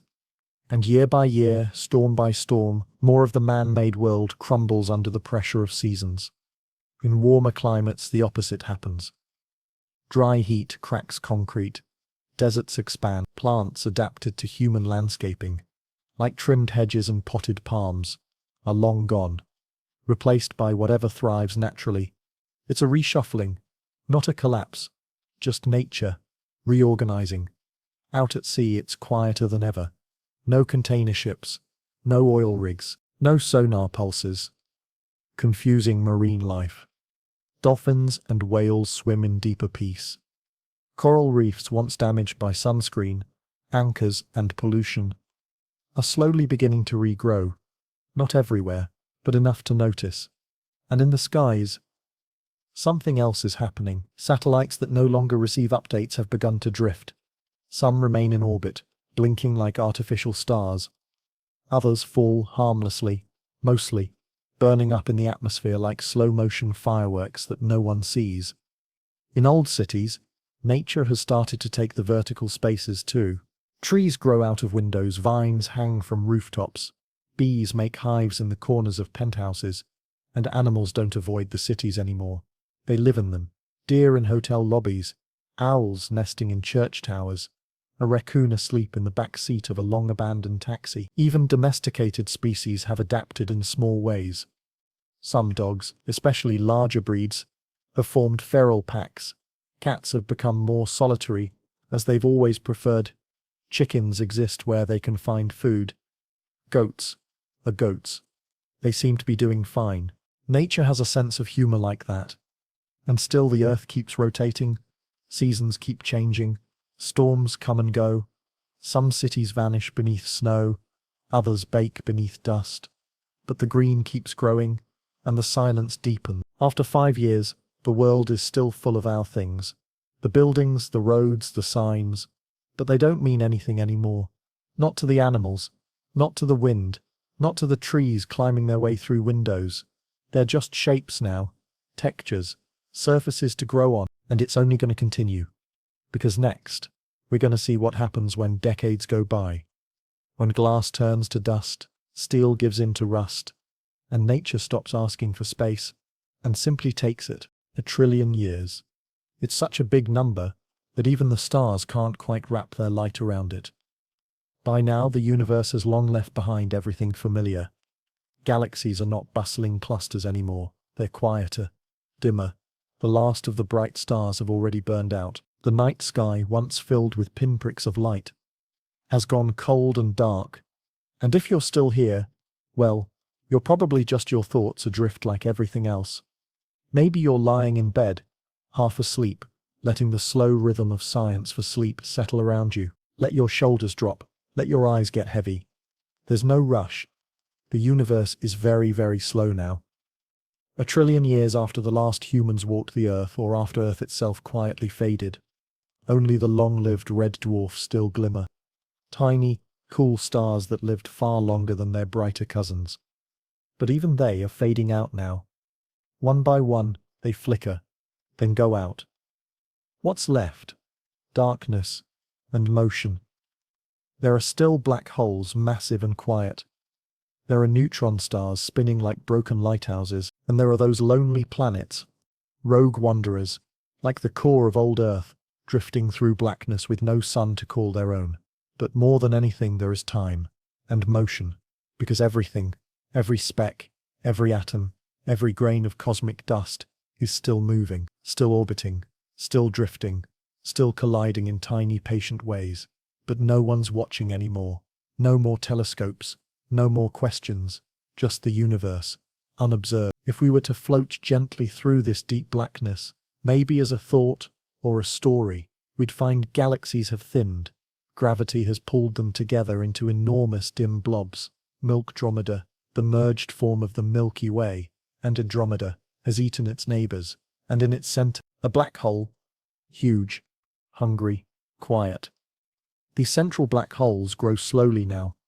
They feed on whatever gets too close, old stars, rogue planets, clumps of dust. And they keep growing.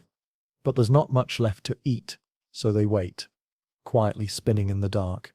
Let your mind drift here. No visuals needed. Just motion.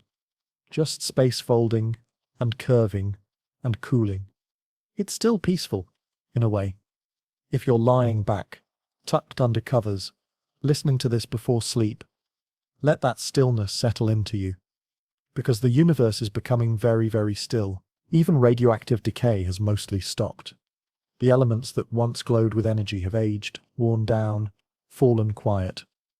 The universe is running out of usable energy. This is what physicists call the degenerate era. Not degenerate like bad. Degenerate like squeezed. Spent. Like a battery drained not all at once, but molecule by molecule. Stars are gone. All that's left are stellar corpses, white dwarfs, neutron stars, and black holes. Planets too, perhaps, if they've survived the long orbital shuffle. But everything is cold, colder than anything we've ever imagined. And yet, things still happen. White dwarfs, long cooled into black dwarfs, might still collide. And when they do, just once in a trillion years, they might spark again. A brief flash of light, a supernova in the dark. It's rare, but not impossible. Just as dreams sometimes flare in deep sleep, the universe even now might stir, for a moment, then go quiet again. These black dwarfs are like cinders from a fire long gone out.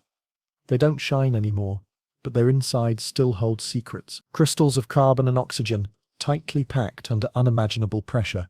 Imagine a star, not blazing, but solid. A diamond the size of Earth, floating alone. That's what these black dwarfs become. And then, one day, even they will fade. Atoms themselves, once thought to be eternal, may start to unravel. If protons decay, as some theories suggest, matter itself will begin to dissolve, not explode, not vanish, just loosen. Bit by bit, atoms will become energy. Energy will drift away, and the physical structures of the universe, the bones of stars, the shells of planets, the shapes of all things, will fade into radiation. No bang, no scream, just a whisper, escaping into darkness. And the black holes, they're still here. They're not forever either, though. Over countless trillions of years, they begin to lose energy. They emit something called Hawking radiation, a slow leak of heat that eventually causes even the most massive black holes to shrink. It's so slow that you can't measure it in years. You have to think in Google years. That's a 1 with 100 zeros after it. That's how long it takes a black hole to evaporate. And when it happens, it's not dramatic. A final sigh, a pop of energy, and gone. The last lights in the universe. Tiny sparks from dying black holes. After that, no mass, no stars, no planets, no molecules, only particles, radiation, and empty. Expanding space. The universe is now at its quietest. Nothing left to shine, nothing left to burn. Just dark energy, pushing space apart at an ever faster pace. The universe is still growing, still stretching, but it's become a blank canvas. No sound, no heat, no memory of galaxies, no record of life. And yet, you're still here, in bed, listening, breathing slowly, maybe smiling just a little at how strange this is, because this slow unraveling of everything isn't terrifying. It's soft. It's like falling asleep after a long, long day. This is what science for sleep really means. Not just learning something new, but drifting deeper into the quietest corners of imagination. You don't need to remember any of this. Let it float through your mind like stardust. If you're still awake, that's fine. And if you're already dreaming, even better, because we're about to travel further, beyond matter, beyond time, into what comes after, everything. So take a breath, sink a little deeper into your pillow, and let the silence of 1,000,000,000 years lull you gently toward the next chapter. There's a moment, somewhere far past time, past dust, past light, where the universe is no longer recognizable as the one we came from. It doesn't even feel like a place anymore, just a kind of silent unfolding. Nothing glows, nothing orbits, there are no stars, no shapes, no warm pockets of air where life once stirred. But motion still exists. Not the kind you can see or touch. The kind you feel, faintly, in the idea of things still trying. Even in the quietest corners of a forgotten universe, entropy continues its gentle pull, spreading energy thinner and thinner, until there's almost nothing left to spread. It's the farthest future we can imagine. A time with no time. A silence that isn't empty, but complete. And if you're still listening, here now, you're probably more still than you've been all day. This is your moment of stillness. A long inhale, a soft exhale. This is science for sleep in its purest form. Quiet, slow, and curious, just drifting. Because while the universe may have grown cold, your imagination hasn't. Let's float here, together, just a little longer. In this age, long after 1,000,000,000 years, even the simplest particles begin to fade. Not all at once. Not dramatically.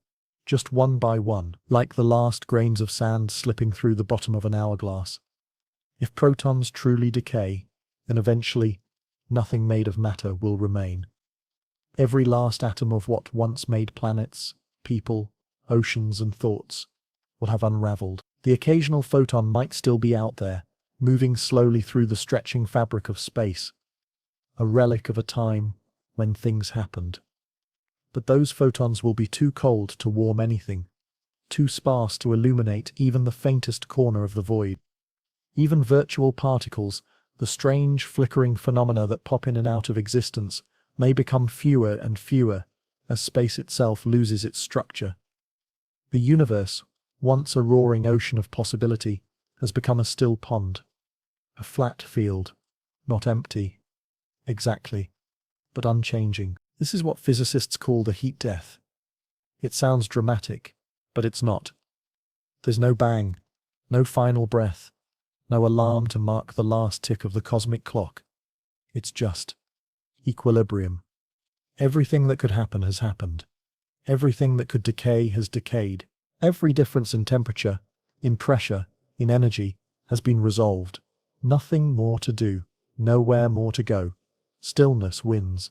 But strangely, this isn't the end of thought. Not yours, not yet, because you're still here in this moment on your bed, listening. And this quiet imagination is what sets you apart from the universe around you. The cosmos may stop changing, but your thoughts don't have to. So, if you like, imagine this, somewhere in this endless stillness, a flicker, not of light, not of heat, but of possibility. Some theories suggest that even this total stillness may not last forever. That quantum fluctuations, those unpredictable blips in the deepest fabrics of reality, might one day create something new. A bubble, a spark, a universe. Maybe, just maybe, our entire cosmos was born from a similar fluctuation, a blip in the stillness of some previous world. And maybe the next one will rise the same way, tiny, fragile, but brimming with potential? If so, then this end is also a beginning.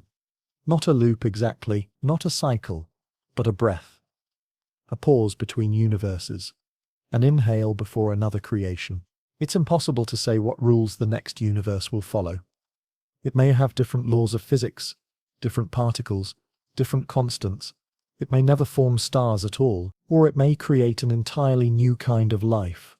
One we can't even imagine. But that's okay. You don't need to solve that mystery tonight. You can just let the possibility drift through you like a warm breeze. This is the joy of listening to science for sleep. Not to memorize facts, but to let the scale of things settle into you like stars into darkness. No pressure. No conclusions. Just wonder.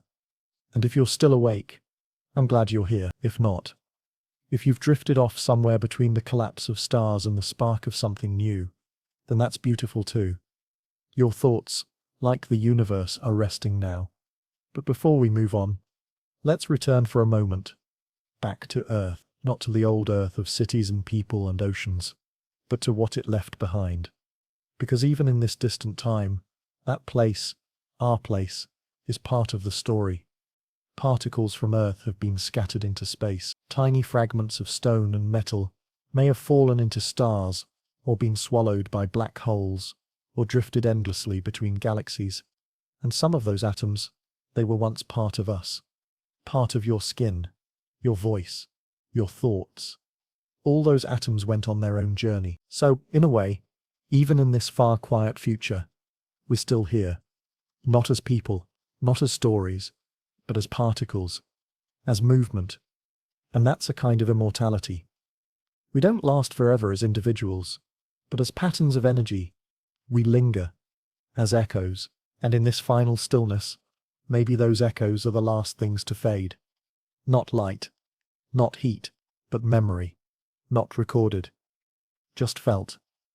So if you're still here, lying still and warm, maybe with the blankets pulled up, and your eyes halfway closed, let that idea comfort you. You are part of a universe that remembers you in its own quiet way. Every breath you've taken, every thought, every story you've told or listened to, even this one, all of it leaves ripples, even in the quietest part of time. And if the next universe ever rises, perhaps it too will begin with a ripple, a soft breath, a single question, and maybe, just maybe, someone in that new world will lie back one night and wonder, what came before this? There's something oddly tender about the idea of memory without people. No minds, no words, no books, just the quiet imprint of what once was, etched into the fabric of a universe that no longer notices. But memory isn't always a story someone tells. Sometimes it's a pattern, a shape, a scar in the stone, a lingering trace in the orbit of something that hasn't moved in billions of years. In this world, the far future we've drifted into, time doesn't tick the way it once did. There are no calendars, no clocks, no days passing from light to dark. Yet, Earth remains, in pieces. Maybe not the round blue marble you once saw in school books or satellite photos, but its atoms still exist, scattered, cold, but real. Some might be floating freely through deep intergalactic space, just lonely particles, moving slowly, tugged by ancient momentum. Others might be locked inside ancient debris, the remnants of satellites, space stations, planetary crust. Maybe a few are embedded deep inside long frozen moons, having settled there after an eon of drifting. There is no atmosphere left, no biosphere, no continents or coastlines to speak of. But the memory of Earth isn't in its shape, it's in its composition. A fingerprint, carbon, oxygen, calcium, iron, swirling among the stars that outlived their galaxies. And even now, when no conscious being remains to name them, those atoms carry a kind of history, not one that can be read aloud, but one that lingers, like scent on a sweater, a memory that never quite goes away. Some of these atoms may have once been part of a tree, a hand, a voice, a question, maybe even a moment like this, a quiet night, a soft breath, someone lying in bed listening to science before sleep, wondering how it all began, and how it might all end. That thought, that warm little bubble of curiosity, is part of what Earth gave the universe. Not just biology, not just noise, but wonder. Because wonder doesn't need to last forever to leave a mark. It's strange to imagine the universe holding on to echoes, not in the way we do, not with nostalgia or emotion, but with physics. Ripples in gravitational fields from past movements. Faint distortions in the cosmic background, like fingerprints pressed into an old photograph. These are memories too. You see, Earth might be gone in form, but its motion once mattered. Its mass once pulled on the stars. Its heat once warmed the sky. Its life once hummed, and moved and reached upward. And all of that, every bit of reaching shaped space itself, even in a universe without observers, without storytellers, without sleep. The fabric of space-time still wears the creases of our existence. If someone, somehow, could wander into this deep future with the right instruments, they might still detect our presence, in the chemical residue, in the pattern of elemental abundance, in the gravitational relationships of long-dead systems. They might say, something stirred here once. And they'd be right. Because Earth, even now, is still part of the architecture. Not central, not grand, but real, a faint melody, buried deep in the cosmic background noise. Sometimes, when you lie in bed listening to something like this, some slow drifting science for sleep, it can feel like your thoughts don't matter much, like you're just one person, fading into the sheets, letting your breath slow, your eyelids fall. But think about it. Right now, you're contemplating the fate of matter, the final stillness of time, and the memory of a planet that once teemed with color and noise and ideas. That's not small, that's incredible. You are a mind built by stardust. Wondering what happens when stardust forgets. That's the memory of Earth too. Not just rocks and oceans, but the fact that it once produced a species that imagined the death of galaxies while brushing their teeth before bed. Some memories are strange like that. They live in contradictions. They stretch through time even as time itself dissolves. And maybe, just maybe, this kind of quiet thinking leaves behind something more than silence. Imagine it with me. Somewhere, long after entropy has flattened everything, after black holes have dissolved and even quantum particles have scattered, there remains a shape, not a picture, not a map, just a subtle configuration of energy, balanced, soft, like the last ripple in a pond. It's not recognizable, it's not even readable, but in that ripple is encoded, somehow a reflection of Earth, not the geography, but the gesture, the fact that it tried, that it dreamed, that it asked. Even the question you're listening to right now, how long can the Earth be remembered, is part of that legacy. It's part of the ripple, not because anyone will come along to read it, but because it existed. And in physics, existence is enough to matter. In this dark and distant silence where time has no rhythm and space has no stage, that faint ripple might be the last whisper of what Earth once was. A memory without form, a record without readers, a story told once, then left adrift. And that's okay, because everything the universe ever needed to know, it already learned. It was there in every orbit, every supernova, every child who asked why at bedtime, and every voice, like mine right now, that gently whispered science for sleep while the stars kept their secrets. Maybe this is the final moment the universe offers us. Not answers, but stillness. A vast, endless night, where memory is not a burden, but a presence. Something that just stays. And in that presence, maybe we haven't really vanished at all. It's strange to think about what the final light in the universe might look like. Not in the poetic sense, but in the physical, the actual measurable last flicker of energy to slip across space before everything fades into stillness. Maybe it's not a flash, maybe it's not even bright. Maybe it's a whisper of warmth from a particle so small you'd never notice it, unless you were looking with a kind of patience that only the cosmos possesses. But to get there, to the last light, we have to move slowly. We've already watched the galaxies stretch apart, their stars blink out one by one, and black holes dissolve into the cold. We've drifted through hundreds of trillions of years past the lifetimes of stars and the echoes of planets. Now we're entering the degenerate era, A time when the only things left glowing are not stars but the leftovers, white dwarfs, neutron stars, and the decaying shells of what used to be. They shine faintly, not because they burn, but because they still hold heat, slowly bleeding it into space, like embers at the bottom of a fire that burned out long ago. White dwarfs cool for trillions of years until they become black dwarfs. Cold, dark spheres that don't emit any visible light at all. They're still massive, still there, but they no longer speak. Neutron stars too lose their edge. Their spin slows, their magnetism weakens, and the pulses that once defined them become quiet, and black holes, those strange hungry wells in space, slowly evaporate through a process called Hawking radiation. It takes time. A lot of time. A supermassive black hole might take up to a Google years. That's a 1, followed by 100 zeros, just to vanish. But they do vanish, and when they go, they release a final puff of energy. Not a beam, not a flare, just a faint flickering pulse that spreads outward into the void.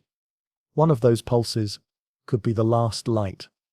Not in a grand finale, but as a simple fact. A photon, alone, traveling nowhere in particular. No planets to hit, no eyes to see, just the last movement in a universe where nothing moves anymore. And then, silence. Not quiet, not the kind you notice, but thermal silence. Every temperature balanced, every particle in its lowest state. No heat gradients, no pressure, no light. The heat death. It sounds dramatic, but it's not a catastrophe. It's more like a sigh, a release, a gradual, inevitable leveling of all things. No bangs, no drama, just equilibrium. And yet, even now, something persists. Not energy, not complexity, but location. Because even in this perfectly flat, perfectly still universe, space still exists. That might sound obvious, but think about it. There's still distance. There's still here and there. And in that geometry, even in its absolute minimalism, there's memory. A kind of structure, a shape made of what once was.